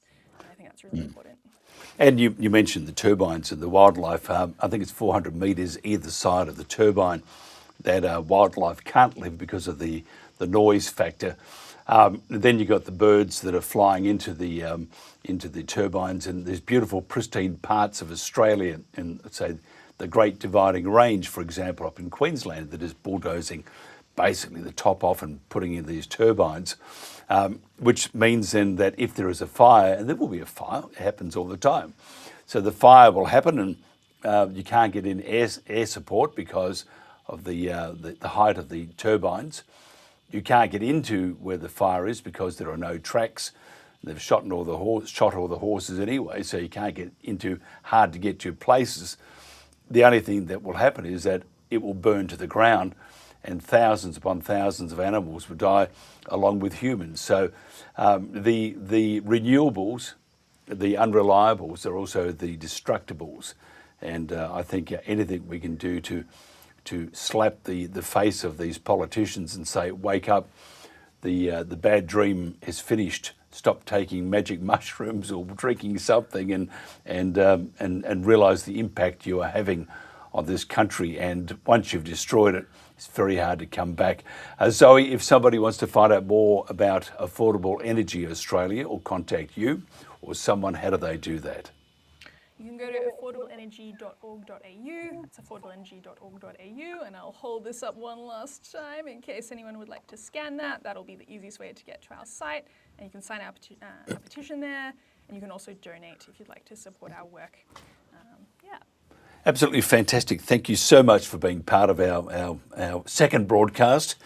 And so far, no glitches, although there's still some time to go. Zoe Hilton, thank you so much for your time. Have a great weekend. May your football side win. I think I can tell a touch of American there. So perhaps the Dallas Cowboys and not the Sydney Swans. Thank you so much for your time. This is The Pulse.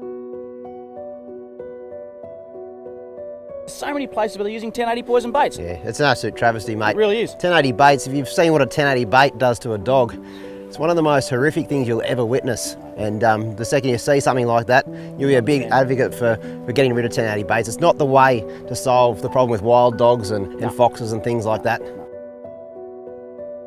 On Sunday, August the 30th, I got a phone call from my husband. I wasn't here, I was out in Aramac staying with family. And he rang me very distressed and crying on the phone and told me that Tippy was dead. And he then described to me how that happened. He said he was inside, heard Tippy outside yelping, which progressively rapidly went to screaming, and he was thrashing him, throwing himself around. He went under my car, which is parked on the veranda in a carport, threw himself under the car and up under the wheel arch, obviously looking for sanctuary. Greg tried to grab him and got hold of his leg, and as he did that, he just dropped dead. So he rang me and told me about this, so I was obviously quite distraught as well. And then he had to go into town, into Bundaberg, to pick up for a pre-arranged appointment. And when he came home a couple of hours later, Faye, our Maremma dog, was also dead. So within a couple of hours, we're not sure, any time between 9:30 and midday is when she died on that morning. So yeah, Greg took them to bury them, and and he took Ted with him when he buried these two dogs, and Ted was there with him. And after Greg finished burying them, he wouldn't leave. He just laid, he sat, moved around. He wouldn't leave the gravesite. So Greg had to literally pick him up and take him away. So he knew his mates were in there. So, yeah. Sorry. 1080 is not a humane poison, and despite people's claims that it is humane, we now recognise that that's not the case. It's not good enough to pretend to ourselves that it's humane and keep on doing the same old thing that we've been doing for years. There's no excuse to keep on using a poison that is not humane and that we know is not humane.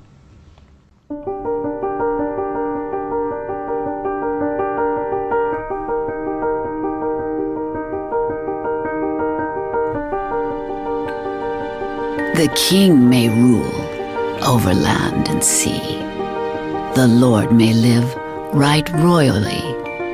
The soldier ride in pomp and pride. The sailor roam over ocean wide. But this or that, whatever befall, the farmer, he must feed them all. The writer thinks, the poet sings, the craftsmen fashion wondrous things. The doctor heals, the lawyer pleads, the miner follows, the precious leads. But this or that, whatever befall, the farmer, he must feed them all. The merchant, he may buy and sell.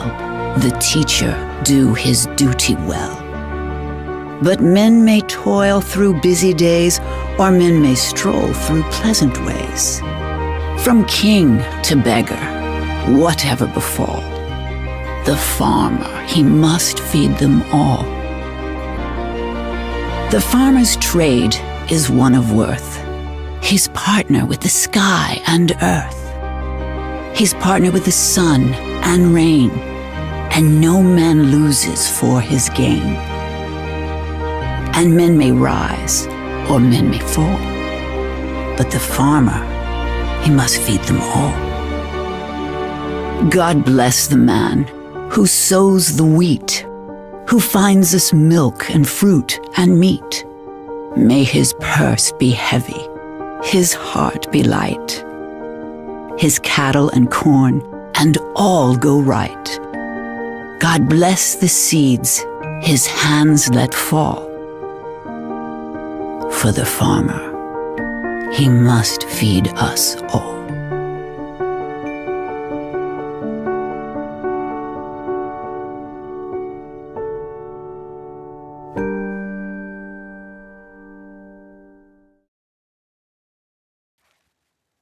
And welcome back to the Pulse.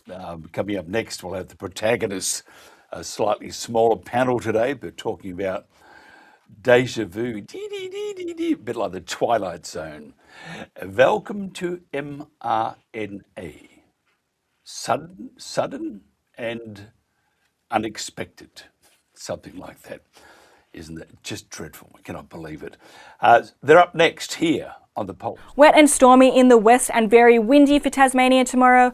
Ilana here from the BOM with your national weather forecast for this weekend, Saturday the 22nd and Sunday the 23rd of August. Now there's plenty to look at for Saturday's weather chart. Out west we can see a low pressure system and trough moving in, bringing plenty of shower and thunderstorm activity to Western Australia. We also have some lingering cloud and showers through Central Australia as well as through the east, though this is on an easing trend. And further south, we have a very strong cold front moving through Tasmania, bringing very windy conditions as well as some showers and cold air. So let's now take a look at each state, and we'll start in Queensland, where tomorrow morning we will see fog through inland parts of the east. Now we have this area here of lingering shower activity through the southern interior. However, this is on an easing trend throughout the day. We'll also see some isolated shower activity along parts of the coast tomorrow. Elsewhere though, it will be mostly dry. For Brisbane itself, it will be cloudy with a top of 23. For New South Wales, this lingering shower activity will continue in the northeast, with the possibility of some storms along the coast as well. It will be more settled inland with areas of fog and frost tomorrow morning, and just the chance of some isolated shower activity in the far south. For Sydney tomorrow, it will be sunny with a top of 23 degrees, and for Canberra, we'll have a frosty start, then a sunny day with a top of 18. For Victoria tomorrow, we'll see fog through northern parts tomorrow morning. Now we do have this cold front passing through to the south. That is going to bring an increase in cloud and shower activity to parts of the state, particularly about our southern exposed coasts, where it could also be a little bit windy. For Melbourne tomorrow, we'll see 16 degrees, a partly cloudy day, and the possibility of a shower throughout the day. It is going to be a very windy start to the day for Tasmania, with a strong cold front passing through. Now we have issued a severe weather warning for damaging wind gusts starting in that overnight period. Now we could be looking at gusts up to 100 kilometres per hour for the west and northeast in that early morning period, and then extending to parts of the centre, including the Midlands and up towards the Western Tiers later in the morning period before easing later in the day. This system will also bring some shower activity, particularly in the west, a little bit lighter in the east, and with it some cool air as well, so we could be looking at some small hail in the south and some snow down to around 1100 metres. For Hobart tomorrow, we'll see 12 degrees with some possible morning showers. For South Australia, it is looking like a more settled day with this high pressure system, bringing some morning fog in the south. There are a couple of areas which could still see some showers though tomorrow, including in the far northwest as well as in the southeast. For Adelaide, we could see a morning shower, then it will clear up with a top of 17 degrees. In Western Australia, we have this low pressure system and trough moving onshore. Now that is being assisted by a trough in the upper levels of the atmosphere. That means that we're really looking at an increase in cloud, shower and thunderstorm activity tomorrow, impacting much of inland Western Australia, extending to parts of the west coast, as well as further east towards central Australia. Now later in the day, this rainfall activity will extend further south, impacting northern and eastern parts of the southwest land division. For Perth tomorrow, it will be a dry start. We'll get to a top of 23 degrees, but there is the possibility of an afternoon shower or thunderstorm. Looking at the Northern Territory now, in the south through central Australia, we do have this area of lingering cloud and shower activity, bringing some cooler conditions. But up north, another typical dry season day. Darwin will see 33 degrees and sunshine. Let's now take a bit of a look into Sunday, where we're still continuing to watch this low pressure system and trough. That is going to continue to bring enhanced rainfall and thunderstorm activity to eastern parts of Western Australia, and then moving more so into the Northern Territory and South Australia. In the east, a high pressure system will bring settled conditions to many, with areas of morning fog and frost, but we are still looking at some coastal showers for parts of New South Wales and Queensland. Let's take a look across our capitals. For Brisbane and Sydney, we'll see mild days with the possibility of a shower or two. For Canberra, Hobart, Melbourne and Adelaide, we're looking at dry, partly cloudy conditions with temperatures in the mid to high teens. Out west, Perth will see a mostly fine day with a top of 20, and sunshine will continue up north, 33 degrees for Darwin. For Alice Springs, we will see those showers starting to move in, so it could be a bit of a wet day. We'll see 25 degrees. That's all for our national weather forecast. If you'd like some more information, please visit us at the Bureau's website, app or social media. Thank you for watching. Have a wonderful weekend. Management was deciding in the dark. We lacked a method to hear from people across the organisation. We started using instant polls under our brand. Their expert design templates made it effortless to ask the right questions of the people who matter most, our frontline teams. We've seen improved profits and happier staff, and we now make better company decisions thanks to Instant Polls. Join us. Try your first free poll at instantpolls.online. Want to be part of the conversation? Then let us know on the Pulse Interactive Live Chat Room at thepulse.today. We tell it as it is. Today's news talk, The Pulse.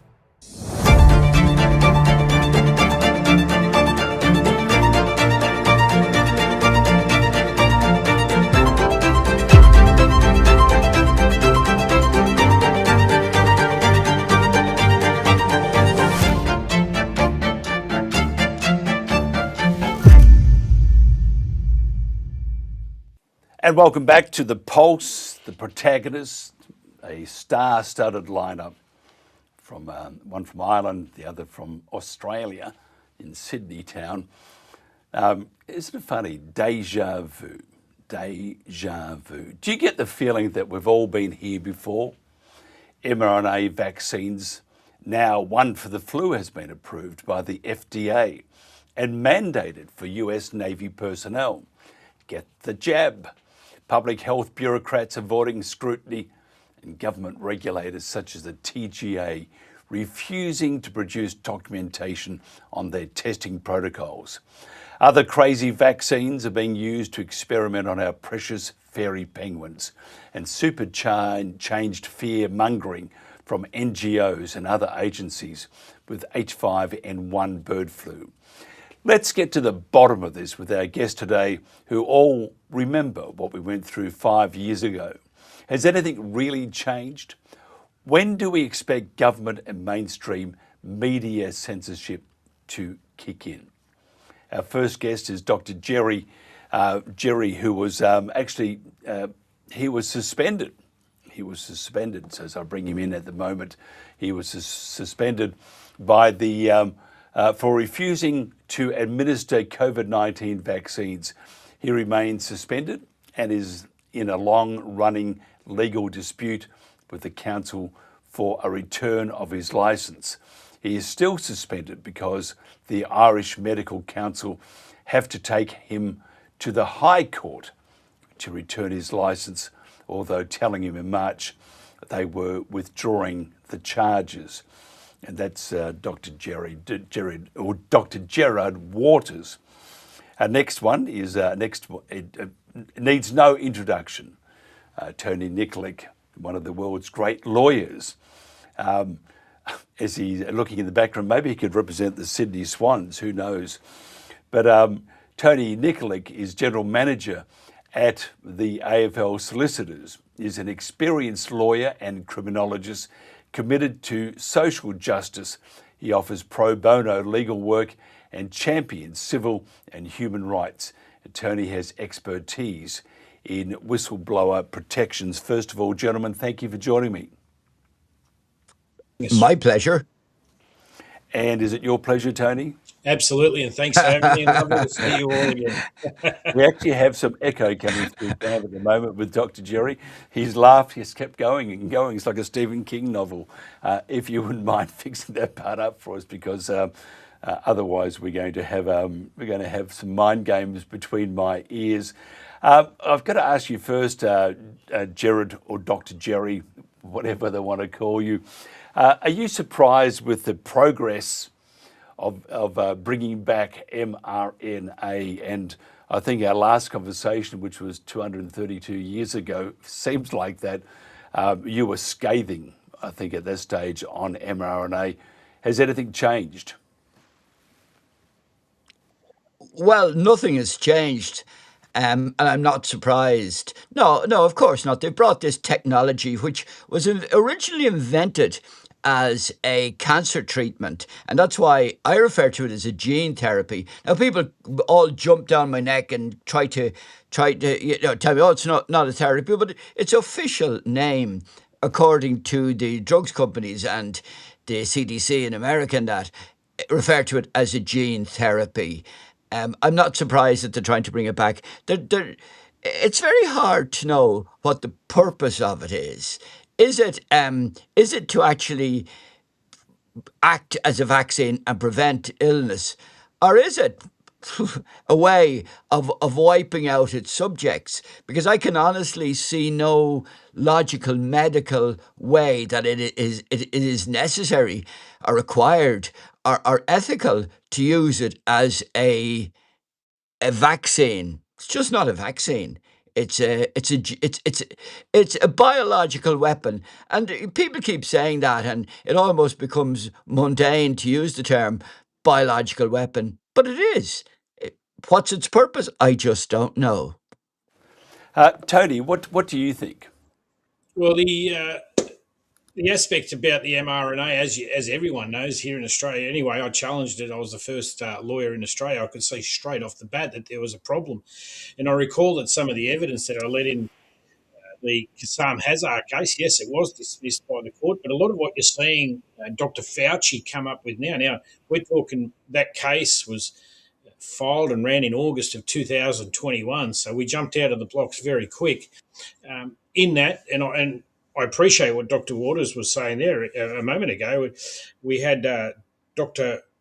Michael Palmer, who put on evidence that the fact that no one understands the level of genotoxicity that's in this, but that was also supported in freedom of information requests that we did with the Therapeutic Goods Administration here in Australia, where they said 3 key topics. We asked them what are the risks, and they said they hadn't done genotoxicity tests, they hadn't done carcinogenicity tests, and they hadn't done fertility tests. This is precisely a lot of the side effects. Now, notwithstanding the myocarditis and the pericarditis that we know has been infiltrated into so many of people's lives, not from want, but by I still say it was coercion. And we have young males and young people who are now experiencing myocarditis. I have a coronial report that I submitted in that case of a 52-year-old gentleman who suffered a cardiac arrest as a result of granulomatous myocarditis, and a 16-year-old son had to do CPR while he watched his father's life expire in front of his eyes in the kitchen while his mother called the police. These are coronial reports. These aren't Facebook posts. They're not, social media posts. It's not conjecture. This is a forensic pathologist, okay? operating under the Uniform Civil Procedure rules. So it's not conjecture, and I certainly support what Dr. Waters is saying there, is that we were involved in what Greg Hunt, as you may recall, Mike, that where he came out in, I think it was February of 2021, and said, we're involved in the world's largest clinical trial. And that's what it was. Yeah, it's incredible, isn't it? Jerry, you were just in the US, I think fairly recently. Yeah. Tell me the state of play in regards to mRNA and your thoughts. Well, first of all, as for being in the USA, I went across to, I don't know if you guys are familiar with Sturgis. It's a massive, massive motorcycle rally. It's all big motorcycles, as one would expect. It's big Harley Davidsons and massive men on these massive motorcycles. And I went across for two reasons. I went across fundamentally because I was a biker. I'd ridden Harley Davidsons here in Ireland, and I'd ridden lots of bikes. But I also went across to celebrate the Sturgis and South Dakota, who in 2020 defied federal regulations and mandates not to lock down. Kirsty Noem, you're familiar with Kirsty Noem, had decided for some reason or other, she, as the mayor of Sturgis said in an interview with me, said she got this idea, I don't know where, or she got this information, I don't know where she got the information, but she was fairly certain that the virus had very little pathogenicity, and she ran with it, and she stuck with it. And as it transpires, South Dakota didn't lock down. They had their rally in 2020, massively successful. And since then, all the figures that have come back, all the statistics came back saying that Sturgis, with 500,000 people in close proximity, and these bikers are, hell bent on enjoying themselves. It was not a super spreading event. So it was brilliant. So that's South Dakota. What's the state of play? I met up with a Marine over there. He was my Uber driver, came to the airport, met up with him, showed him my card, had a chat, and he became my best friend. And as we went around the sites of South Dakota, fabulous, fabulous landmarks, and the Crazy Horse monuments and Custer Park and that, we were meeting Marines. And these guys on the bikes have a patch, a Marine patch. And my Marine colleague or driver start chatting to them. They're absolutely, totally, I didn't meet one person that was happy they had a vaccine. In fact, I only met two people who'd had vaccines, admitted to being coerced into taking the vaccine. Well, I hate using the word vaccine, the gene therapy. It wasn't a vaccine. But everybody is thrilled that they didn't lock down. They are thrilled. They're very, very proud of the fact they didn't lock down. They're very proud of the fact that North Dakota, which is their neighbour state, did lock down hard. And overall, there were no statistical difference between the deaths and illnesses. So I've been saying all along this was in fact a psychological operation, and it was a psych-op. And but that's the little bit of America I saw, and even on the plane coming back, I got chatting to a guy, and a woman in front had a particularly acute hearing, and she turned around and started chatting to us. Everybody is on board. Literally on that plane they were on board, but they were very on board the idea that COVID was a pathogenic hoax, and the vaccination was a bad idea. Sorry for going on, Mike. You know I'll take over if I get half an opportunity. I had noticed. Joanne Noble joined us too, author and blogger and speaker. Joanne, thanks for joining us. Your thoughts on it seems like deja vu all over again. They're coming back for another jab at us with the mRNA. What's your thoughts? So much about this is about trust, isn't it? I mean, it's a very complex medicine, and how much do we trust them? Fauci wouldn't answer the questions in Parliament, in Congress, And, you know, we had a study here in Australia called the Quovax study in Queensland that was supposed to be 5 or 10,000 people. They stopped it after 1 year. We never got the results from that. So, you know, I'm frustrated that, again, it feels like we're not dealing with the trust situation. If they were so sure it was good and if it was so safe, why aren't they doing proper long-term studies? Now, they have done some studies on the latest influenza mRNA. And if people want to check Marianne Damasi's site, she's looked at some of the latest results coming from this one. But again, we see them doing odd things. They've got one study on 20,000 people getting the normal flu vaccine and 20,000 getting the new mRNA vaccine. And the results are that they claim it's 26% more effective, but when you look at the absolute risk, it's really less than 1% more helpful than a vaccine. It's not being compared against no vaccine at all, which, you know, I would like to see that trial.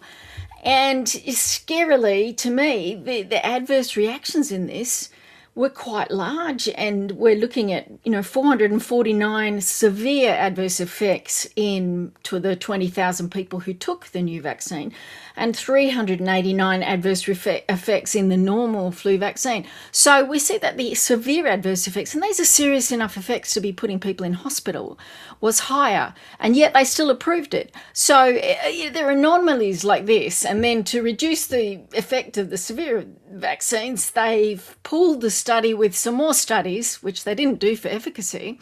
So we get those kind of contradictions. It seems a bit hypocritical to say, well, one study showed this, and then when we pull it with different studies, we see this. And it's kind of like, well, hey, so when we look at them straight up, and you'll see that on Marianne Damasi's site, there are questions about how effective this is, how useful it is, about these severe side effects. And she says they prevented 4 hospitalizations in the newer vax. I mean, how much? 449 severe adverse reactions, and we prevented 4 hospitalizations. The cost benefits here are highly questionable. Tony, I'm just going to read you this now. And as a lawyer, do you think you'd be able to look at probably buying a much bigger house or 10 houses? Let me read you this. Moderna's mRNA flu shot was approved on an accelerated basis, meaning the company only submitted preliminary short-term data. Now, the full study doesn't end until 2030, but they have the approval already. That's, you know, a few years a bit early. This surely, I mean, once there is one injury, there will be a number of injuries. Once there is one injury, doesn't that open the Pandora's box to litigation? Well, yes and no, because here, if you recall, Dan Andrews said that was a hint to the rest of Australia to say that, you know, the vaccine economy will be driving a lot of what happens. And if that happens, and if all the institutions get in line, then we have a case that I've discussed previously, which is institutional drift, because they need to comply with the direction of those who are making the laws.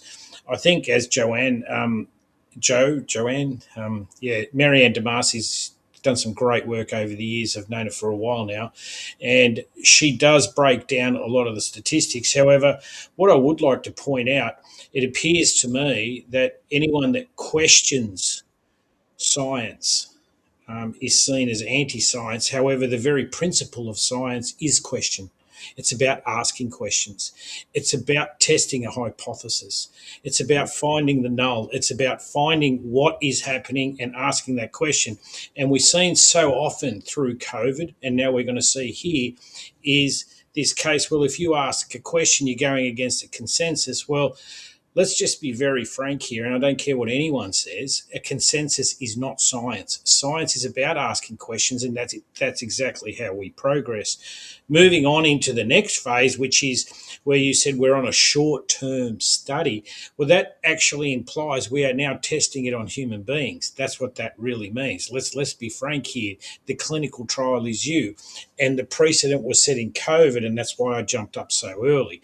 Now, the very principle of that is this is that in a clinical trial, you need participants who willingly come forward. Here we have a program, if you have a look at the National Immunisation Register, in which anyone that listened to my case in Kassam Hazard, yes, it was dismissed, but it was absolutely ridiculous because the representative of the Australian Immunisation Register, when he was asked in cross-examination, well, what do you mean by, a certain section of your affidavit?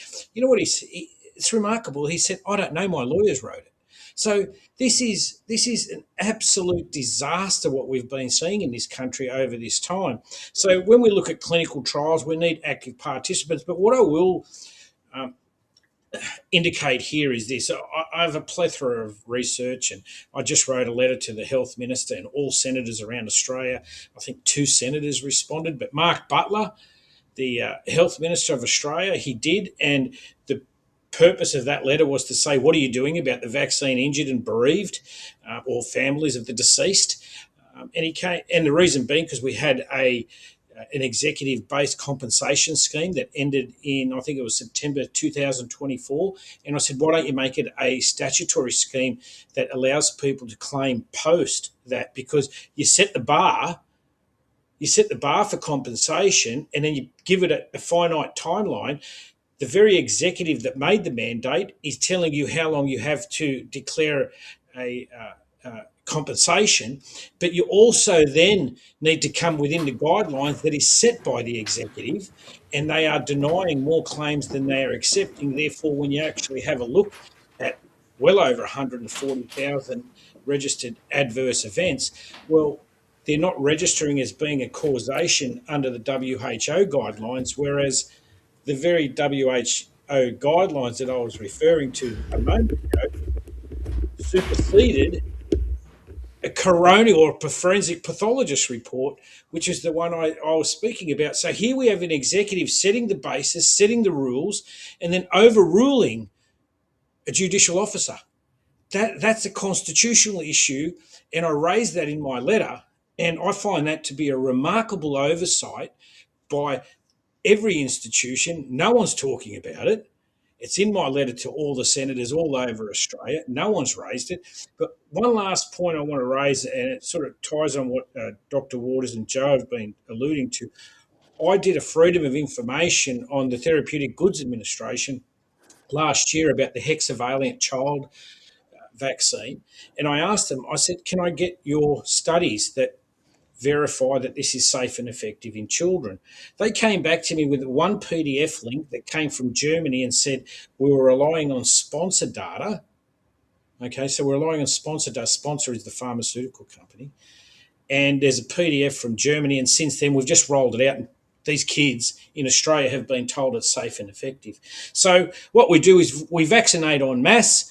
If there's an adverse reaction, because it's hexavalent, look at it from a legal standpoint, and whether it's a medical or a legal standpoint, causation is so hard because they've mixed 6 injections in one. Which one was it that caused it, and what are the constituent ingredients of that one that may have caused that side effect? It is an absolute disaster, and kids are being experimented on. Dr. Waters, FDA data, RIA, the analysis sent to Secretary Kennedy, finds Moderna's mRNA flu shot approval should be immediately withdrawn. And yet we see exactly the opposite. What gives? Well, initially, everybody calls me Jerry. Even kids in my practice called me Jerry. I always feel more comfortable being called Jerry. I am Dr. Waters officially. Again, just going back to something about what Joe and Tony are talking about. Remember that everything that, everybody outside of general practice talk about are on the basis of publications and papers and statistics. And that all in relation to, say, COVID and COVID deaths and COVID illnesses. It was a community illness. We as GPs are the only people who actually saw what was going on. And I was just looking up there 4 editors-in-chiefs, or 5 or 6 editors-in-chiefs of the various medical journals, the New England Journal of Medicine and the Lancet and that. All these people are coming out and saying that the papers and the studies aren't worth a damn. They mean nothing. The vast majority of them are corrupted. The vast majority of them are not reproducible. So we can't really talk in terms of, things of having any relevance. I know that during 2020 that what the GPs were reporting didn't represent what was going on the ground. Deaths, illnesses, cures, for the various interventions. At the end of the day, we are in a world of and people, you'd Pete McCullough on there. Pete's a great guy. I have great respect for him. I know him personally.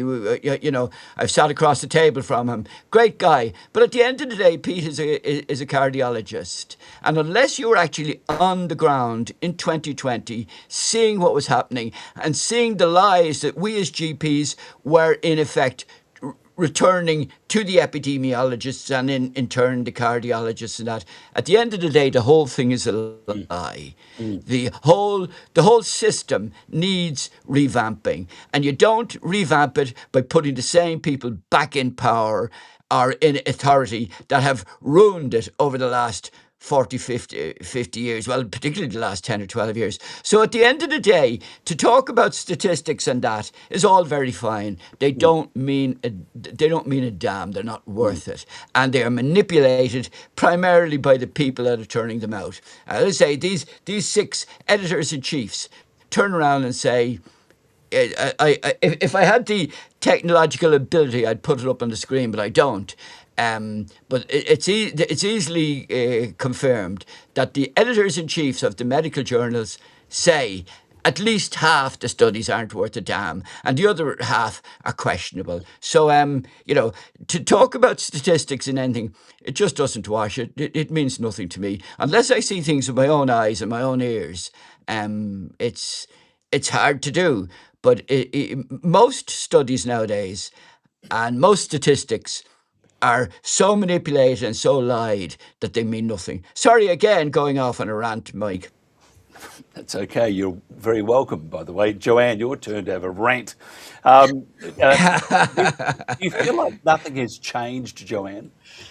Well, Fauci, what else can I say? Fauci, where are the answers? Why is this man still able to say, I will not comment, on Fifth Amendment. I mean, where is the justice in getting some answers? We know that he was aware that it may have been a bioweapon leak. We know the US has admitted they have 120 bioweapon labs around the world. Think about that. I mean, that's enormous. Why aren't we discussing this on the news and talking about the risk of playing these games, these gain of function tricks with viruses? And which also leads me to recent news talking about using artificial intelligence to change bacteriophages, which are viruses that infect bacteria.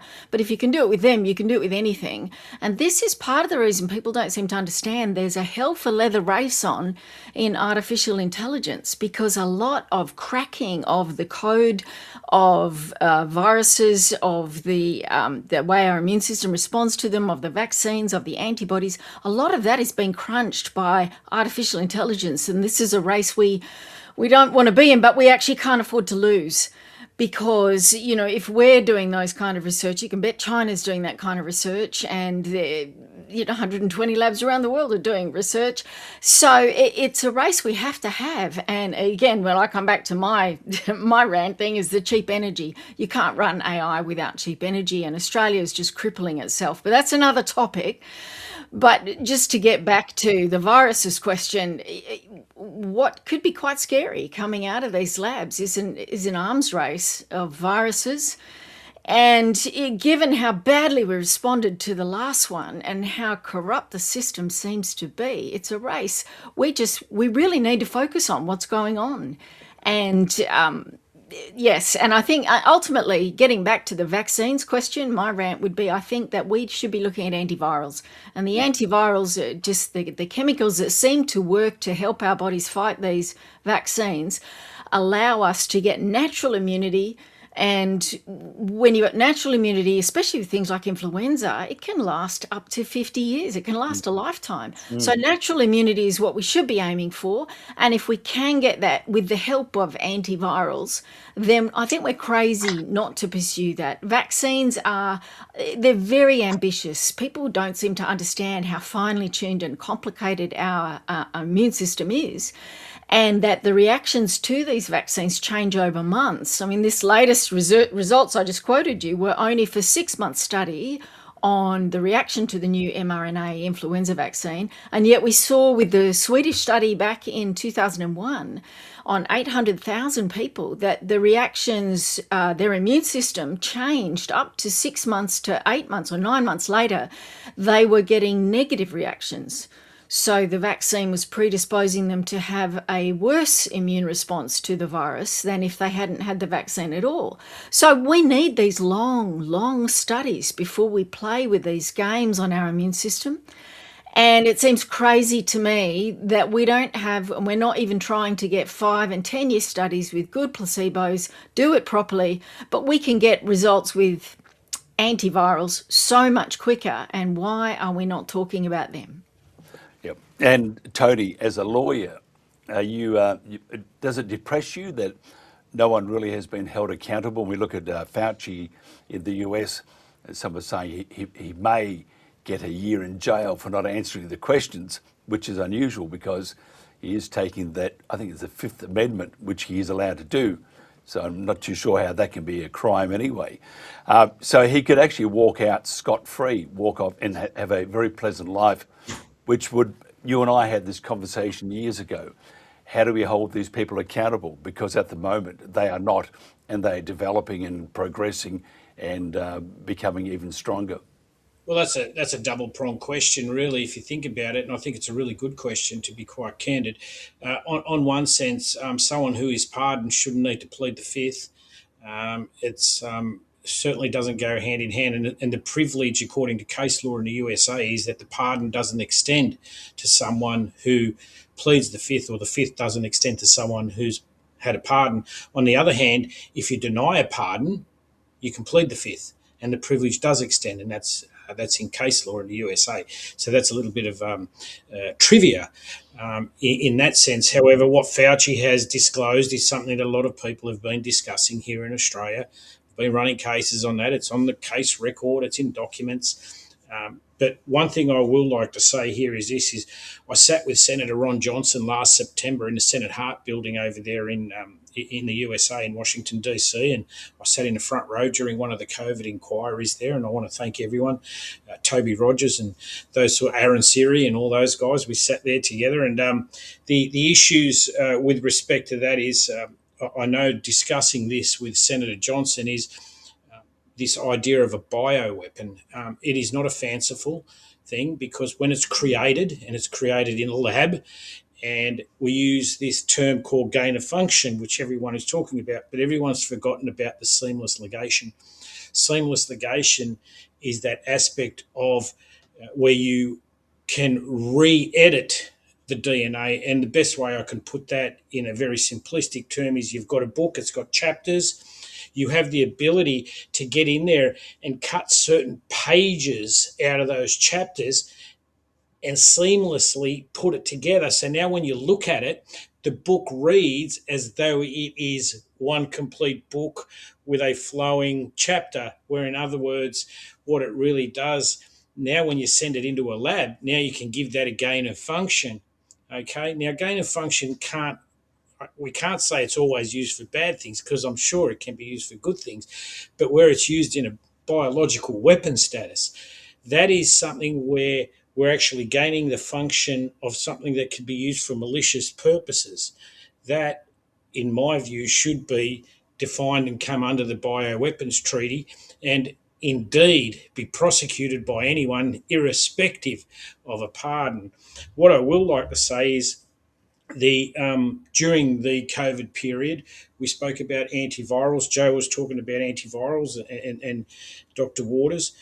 There was a dentist who was hospitalised here in New South Wales. I ran an urgent injunction on a public holiday before Justice Rothman. It wasn't reported, despite the fact of its significance. That injunction consisted of me going in there and bringing in some of the doctors. One of those was Professor Bhattacharya, by the way, and he was an expert in that case, and we did some affidavits.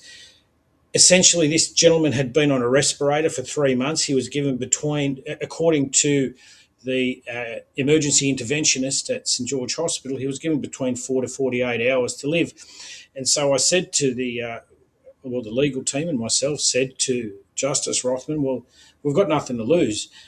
The evidence of the interventionist, emergency interventionist, and we're not implying any wrongdoing here whatsoever, but the evidence was he's going to die, right? So let us bring our doctors in here and let us bring some alternative treatments and let's look at that treatment regime. Well, within 3 days or so, he was off the respirator. Did anyone talk about that? This is early in COVID. This guy is now alive. They invite me every couple of months. They invite me around the dinner table, and his wife and his daughter cry, and they say, the daughter's saying my father's here, and the wife is saying my husband's here only because you believed in this.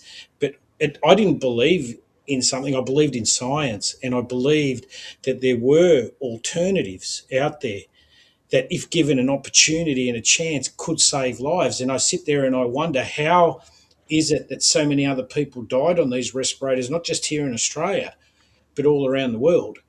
That is a classic example, and I guess scientists would call it anecdotal, but someone is alive as a result of that, and we didn't explore that. Now, Brian Tyson, in the case of Kassam, put in 5,994 frontline trauma clinical patient summaries. Out of that number, 4 people, I believe, had passed away. Half of them, of the 5,900, were vaccinated. Of that 5,994, the other half were unvaccinated. So what we said in the Kassam case was there is no difference between the vaccinated and unvaccinated, and this is frontline trauma at a time when people are saying, well, we don't know what was happening. We knew what was happening. We knew what was working. It was being silenced. It was being censored, and there is the problem. Is it a case of mass corruption? Is it a case that all this censorship was planned? Is it a case that all these people have got together and said, well, how do we unify ourselves under this, follow the science, and that is the consensus? Because it's not science. That's not science. That's the GIGO principle, and that's garbage in will give you garbage out. Yeah, thank you for that too. Jerry, Marty Makary resigned as FDA Commissioner in May 2026 after a rocky tenure, to say the least. Now, his exit followed public clashes and pressure over issues like flavoured vape approvals and policy decisions. Dr. Tracy Beth Hogue, the FDA's top drug regulator, was dismissed in May 2026 after declining to resign. This reflects a widening internal turmoil at the agency. It doesn't augur well for the future. What the hell is wrong with Kennedy and Trump? Yeah, again, talking to the Americans and, chatting about this for the last week, nobody really knows. The fact of the matter is nobody knows. Everybody believes that both Trump and, the likes of Kennedy and Kirsty Noem and that these people have been sort of sidelined. They believe, as I say, again, it's all going from person to person. They've got different beliefs, but overall, everybody believes that there is so much corruption and there's so much pressure being put on Trump and put on Kennedy and Tulsi Gabbard and various different people over there that it's they don't know exactly what the pressure is, but there's massive political, financial, even people are kind of saying they're afraid of being assassinated because if they could get to Charlie Kirk and that, it's all there's a huge diversity of opinion in the States. The one thing I didn't hear over there was the four of us are sitting here, and we can't talk about the heinous crime of COVID over the last 6 years without bringing in the United States. The reality of it is the United States was in effect the pivotal point, was the ground zero of COVID. And I didn't hear one American doctor, one American anybody apologising to the world for that. I'm a bit surprised that nobody is. I'm Irish, so I don't have to apologise. There again, us Irish, we don't apologise for anything, because we were right all the time. But not one American had actually come and stood up on a stage and said, "I'd like to apologise on behalf of the American state, the DARPA, the American State Department, or the medical profession." I've been hugely disappointed none of them said, because they have to take responsibility for this massive crime. Getting back to, what was it all about? It was a pathogenic hoax.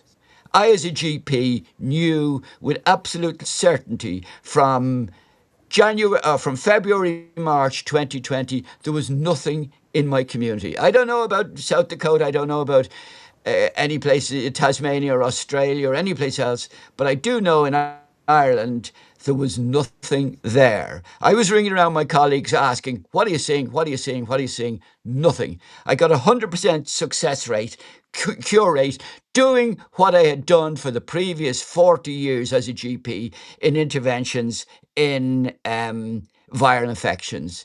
I did exactly what I'd done. No magic repurposed drugs, no need for them. I had not got one particularly sick patient. I had not got one dead patient. I had not got one admission to a hospital. And I had a busy practice, believe it or not.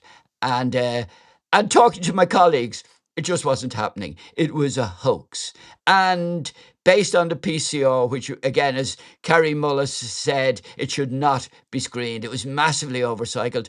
The whole thing that we've lived through was a hoax. And in it, and then the whole point of it, we were talking about sort of flu and that. I don't know how many people actually die of flu. And as one of the 4 people who actually have written flu on a death cert, I know I hadn't a clue what I was writing. I hadn't an iota as to what a person died of. But if an elderly patient died in a nursing home and they kind of sniffled the night before, I put them down as a flu certification as a GP. And I know with absolute certainty that every one of my community doctor colleagues, GPs around the world, that's what we did. And in the absence of a death cert, we've no idea. So the question really is, what are we treating?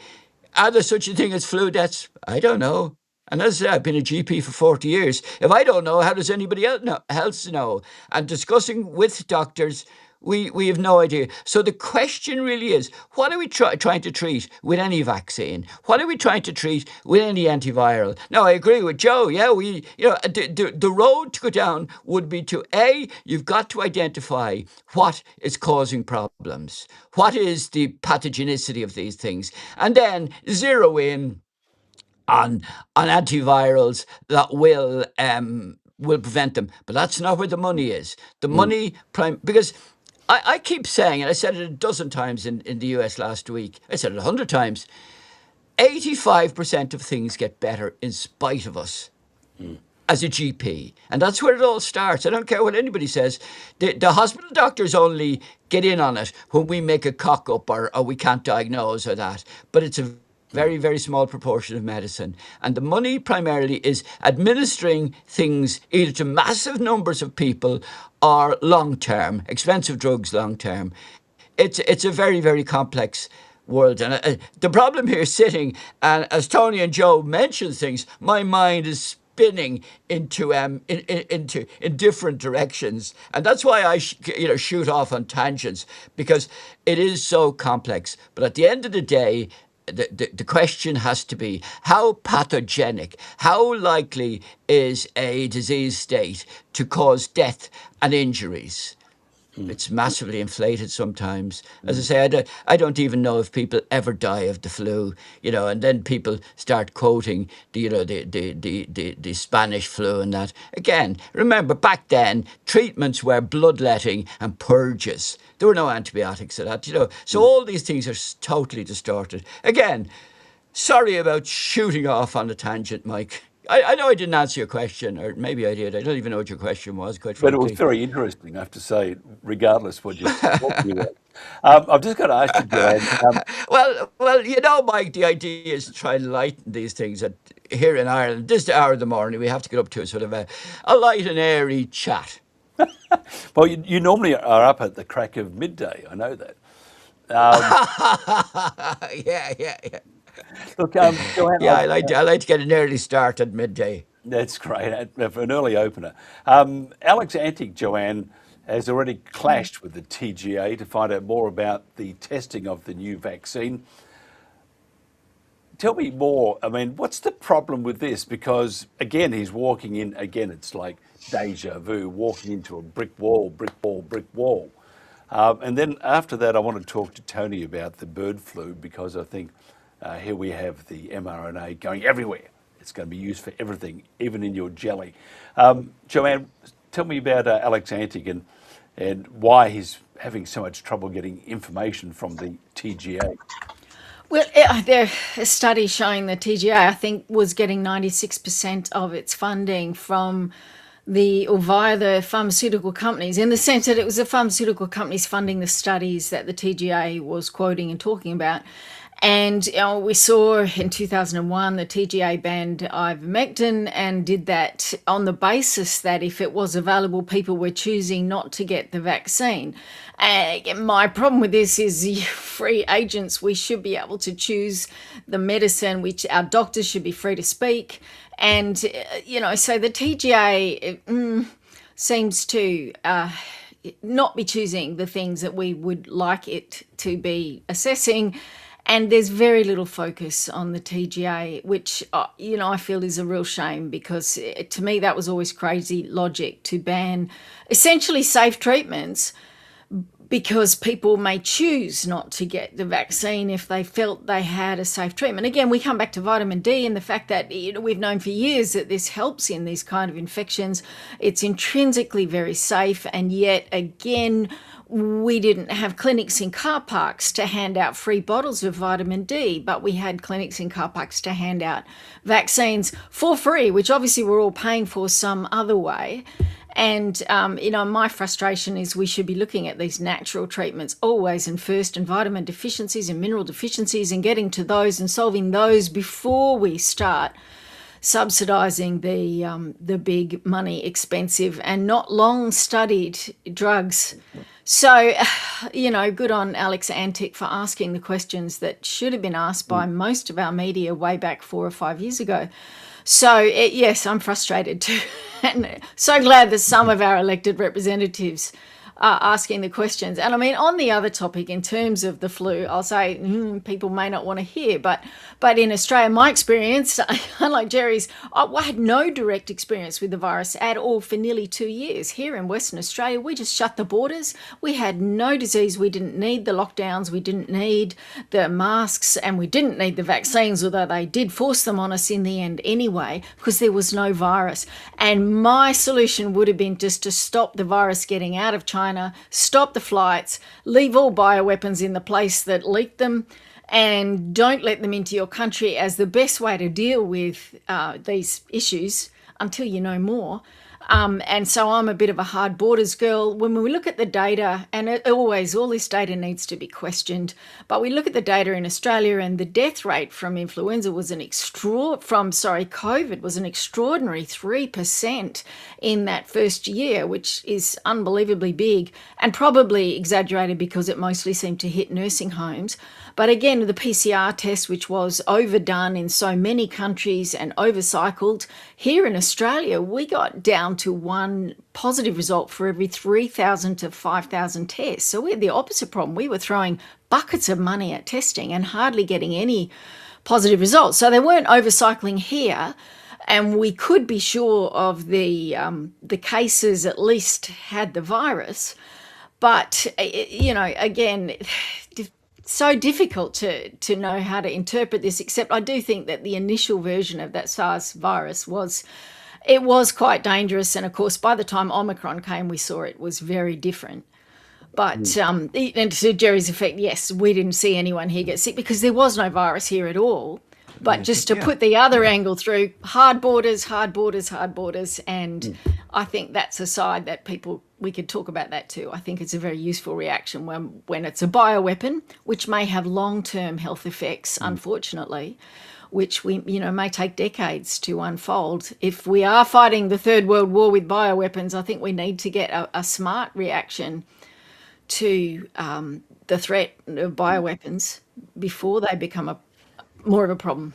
And how will they control it if they're not going to be able to control it? I've got to ask you, Tony, because we're all familiar in Australia with bird flu, and I've seen a few seagulls with masks and everything flying around, not very well, of course, but I'm making light of it. But we're jabbing, and we're going to jab so many, for example, penguins, and we are attacking the wildlife with no care at all. We can't do that, can we? We cannot. We should not be doing that. Jabbing these poor, the penguins from Phillip Island or whatever. Peter McCullough we had on recently, and we're talking about the bird flu, and he said, "Well, have they ever thought about natural immunity?" and which is true. And they and now Peter's come out and said that he thinks it was a lab leak of some sort. What's your thoughts on the Australian government, Tony, doing what it can to jab all those fine feathered creatures, and especially the penguins, these beautiful little birds that have got no say, so they have to be jabbed twice. First jab and then second jab 2 weeks later. That's their booster. I wonder if they have to roll up for another one. How do we stop it? You're a lawyer. Well, to file an injunction of something of that nature, these guys have gone, they're just maniacs, okay? Like I said, it's the vaccine economy, right? Firstly, I don't know how they're going to get informed consent. That, unless you go bok, and that constitutes, and then bok, that's your second issue that you've got to be. I really think that Australians need to understand, not just Australians, but everyone around the world needs to understand that when we're working in a heavily influenced market that has these competing economic issues, then you can understand why, and I wrote about it in my book chapter of 2014 in the International Handbook of Whistleblower Research, and I know I've mentioned it on the show before, but it focused on 3 key areas. That was defence, renewable energy, and pharmaceuticals, and taxpayers subsidise each and every one of those sectors. And so when you have a look at what the taxpayer funds, well, think about this.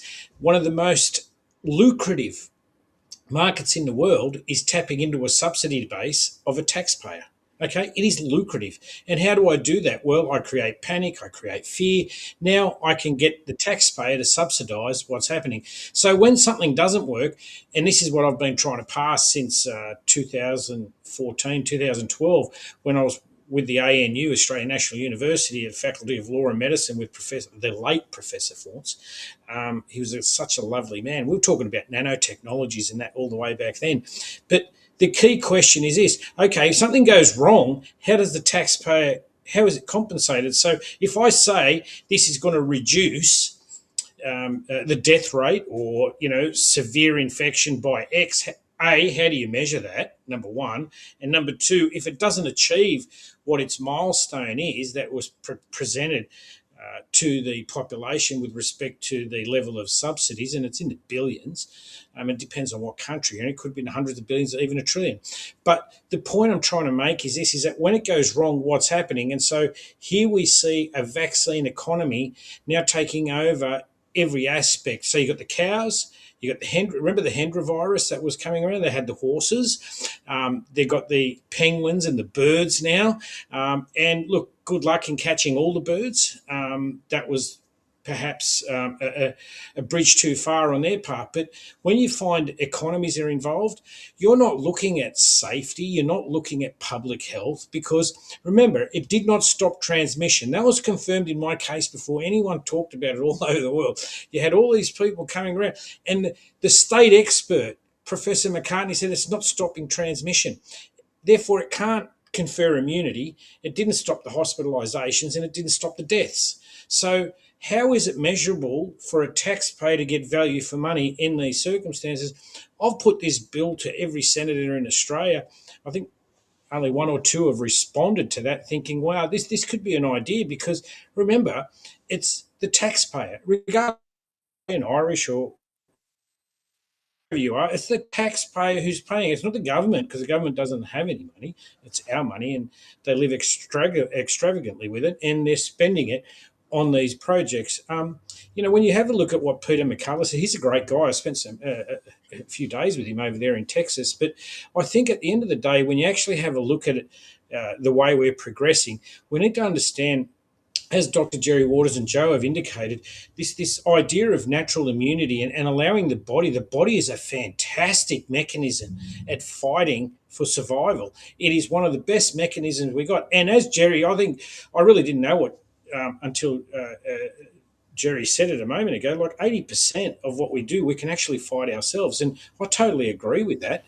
And again, I'm not a doctor, so I can't qualify that, and Jerry is, so thank you, Jerry. But one of the other aspects of this is when those doctors were coming out, they were being deregistered. And I still represent doctors here in Australia who they wanted to deregister temporarily, and it goes on for years. And I find that to be heinous, because all they're doing is calling out a public health issue, and they've got a right to a voice. And that is something that the vaccine economy comes into, because they're impeding in that sale process. I feel like I'm living in a Stephen King novel still. And we actually started with TNT at the height of this barbaric approach to human life and now animal life. We do have to wrap it up very shortly. So, Jerry, your final thoughts, where to from now, and where are we going to end up? Well, my final thoughts are, as I said, and as Tony recounted, 85% of things that we as GPs are presented with get better in spite of us, not because of us, in spite of us. So, we've got, if we go along with that premise, that if people were just left alone, and I firmly believe that I don't think there was a pathogen there of any relevance at all. And I was in Finland a while ago. I've been all over the place. I'm traveling around at my own expense, mind you, to just talk to people. Where do we go from? Unless we can reform, in effect, the media, the mass media are the core to it. And that's where the panic is induced. That's where the directions are pushed. And unless we can actually get some honest assessment of, again, I come back to the pathogenicity of anything. Is it killing birds? Is it killing seagulls? Is it killing penguins? Did it kill people? I don't believe that COVID, and I say I will call in my 50 years in medicine, but my 40 years in general practice, that there was no pathogen of any relevance during 2020. And I have discussed it with Pete McCullough. I have discussed it with Angus Dalgleish. I've discussed it with lots of people, and Weinberg, what's his name? Yeah. What I say is, it's very important. We can't go forward unless we accept the mistakes of the past. And the mistakes of the past were big money are making bigger money out of terrifying people into panicking into various states. And that's what it's about, the media. Joanne, final thoughts, and where to from here, and where do we end up, like the bird?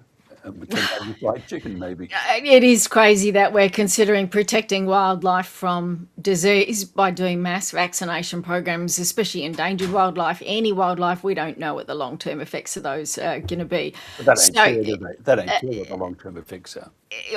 just you know, I just dread to think what might happen and what might result from this. Infections that they would always have come across new pandemics, H5N1, just different variants of influenza, and we need those survivors to survive. It is an information war, as Jerry said, and I think the most important thing people should leave this conversation with and remember is we need to shore up our lines of communication.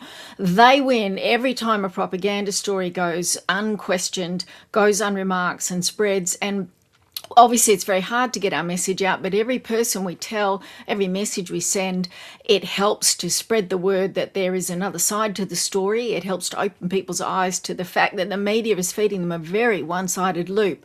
And so information is our friend. So everything we can do to get the word out, thank you, Mike, is a great thing. Thank you. And Tony Nikolic, as always, you have the final say. The courtroom is yours, sir. Well, thank you. First and foremost, I think at the end of the day, I think Jerry and Joe have eloquently stated the mission really is information. Unfortunately, during that course, that information network, again, if you have a look at who owns a lot of these information networks, it goes back to the vaccine economy. The vaccine economy isn't only about making money, it's about the investments in infrastructure. And they are crucial aspects. I think at the end of the day, we need to start looking at what can we do to shore up our communication lines. Importantly is to push for accountability, but that's not going to come without transparency. And hence, you know, in the shadows, there are files. We need to get those files so we can bring accountability. That's not about retribution or revenge. It's about bringing science to the forefront of what it used to be. Now, working into the future from there, we then also need to start looking at how do we shore up the scientific journal side of things, where a lot of the editors from the scientific journals themselves have indicated almost 50% of the material coming out of the journals, the scientific peer-reviewed journals, can't be verified. So, you know, at what point are we looking at a state of transparency and a state of illusion, or, you know, this illusory science where they say, let's follow the science? And as Scott Morrison stated during 2022 in May, he said that no one has died of COVID, but with COVID. And he said all the states know this. So there it is. There is a very big difference. That was in my letter to Brad Hazzard, the 7th of July 2021, that went out to all Australian ministers and senators. The next point from there, Mike, I think you know my next point, is a cigar, scotch or a wine. Enjoy yourselves. Enjoy the ride. It's a shit show out there. Let's enjoy it while it's here. Well, I like the idea, not the cigar because I'll die, but good whiskey, Lapthrog. Jerry, would you recommend a Lapthrog? And if you do, that's great news. If you don't, I'm not taking any notice of you. But if you're ignoring me anyway, Mike. But what if somebody wants to find out more about you besides you buying the next round of Lapthrog?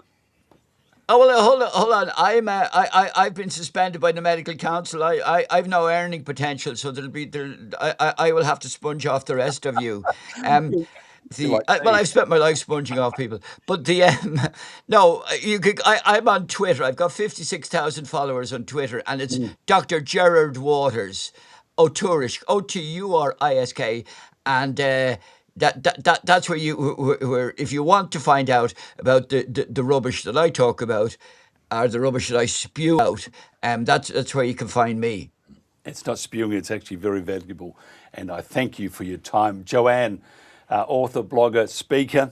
First of all, would you recommend a whiskey? And secondly, how do they find out more about you? Oh, look, I'm a dark chocolate girl, so that's the answer to everything. And not 42, dark chocolate. I blog at joannenova.com.au. So you just Google Jo Nova, you'll find me and all the people who hate me. And live off donations, and have done for 18 years now. It's the underworld of science, commenting on the things that are not popular, not fashionable, and happy to get questions from anyone on the blog. Thank you so much, and we must do that again too. I appreciate your time. And Tony Nikolic, you mentioned Scotch. What sort of whiskey are we drinking tonight? A nice from the Spey River single malt. That's what I'm thinking. But it might be a red wine. It might be a nice Pinot Noir. So I'm still to decide on that one. But again, it's just to wind down after a big week. I don't usually drink, but after a big week, I don't mind that. Except at breakfast. What about only on days that end in Y? I won't drink any other day. Good on you, Tony. Love you forever. Dr. Jerry Waters, Tony Nikolic and Joanne Nova, thank you so much for being part of the Protagonists. And that's about it for me for the week. Short week, but it feels like a very long one because we're doing all the work behind the scenes. And the new look for the Pulse, hope you appreciate it. It's been a fantastic journey. And I sort of feel that we're coming back anyway. Head down, backside up, as they would say, and just watch out for the doctor with those gloves when you bend over. Have a great weekend. There's Jerry. That's right. Look, I'm not going to go there at all. That's it. I will catch you again on Monday. Thank you so much. Have a great weekend. This has been The Pulse, and this is The Protagonist.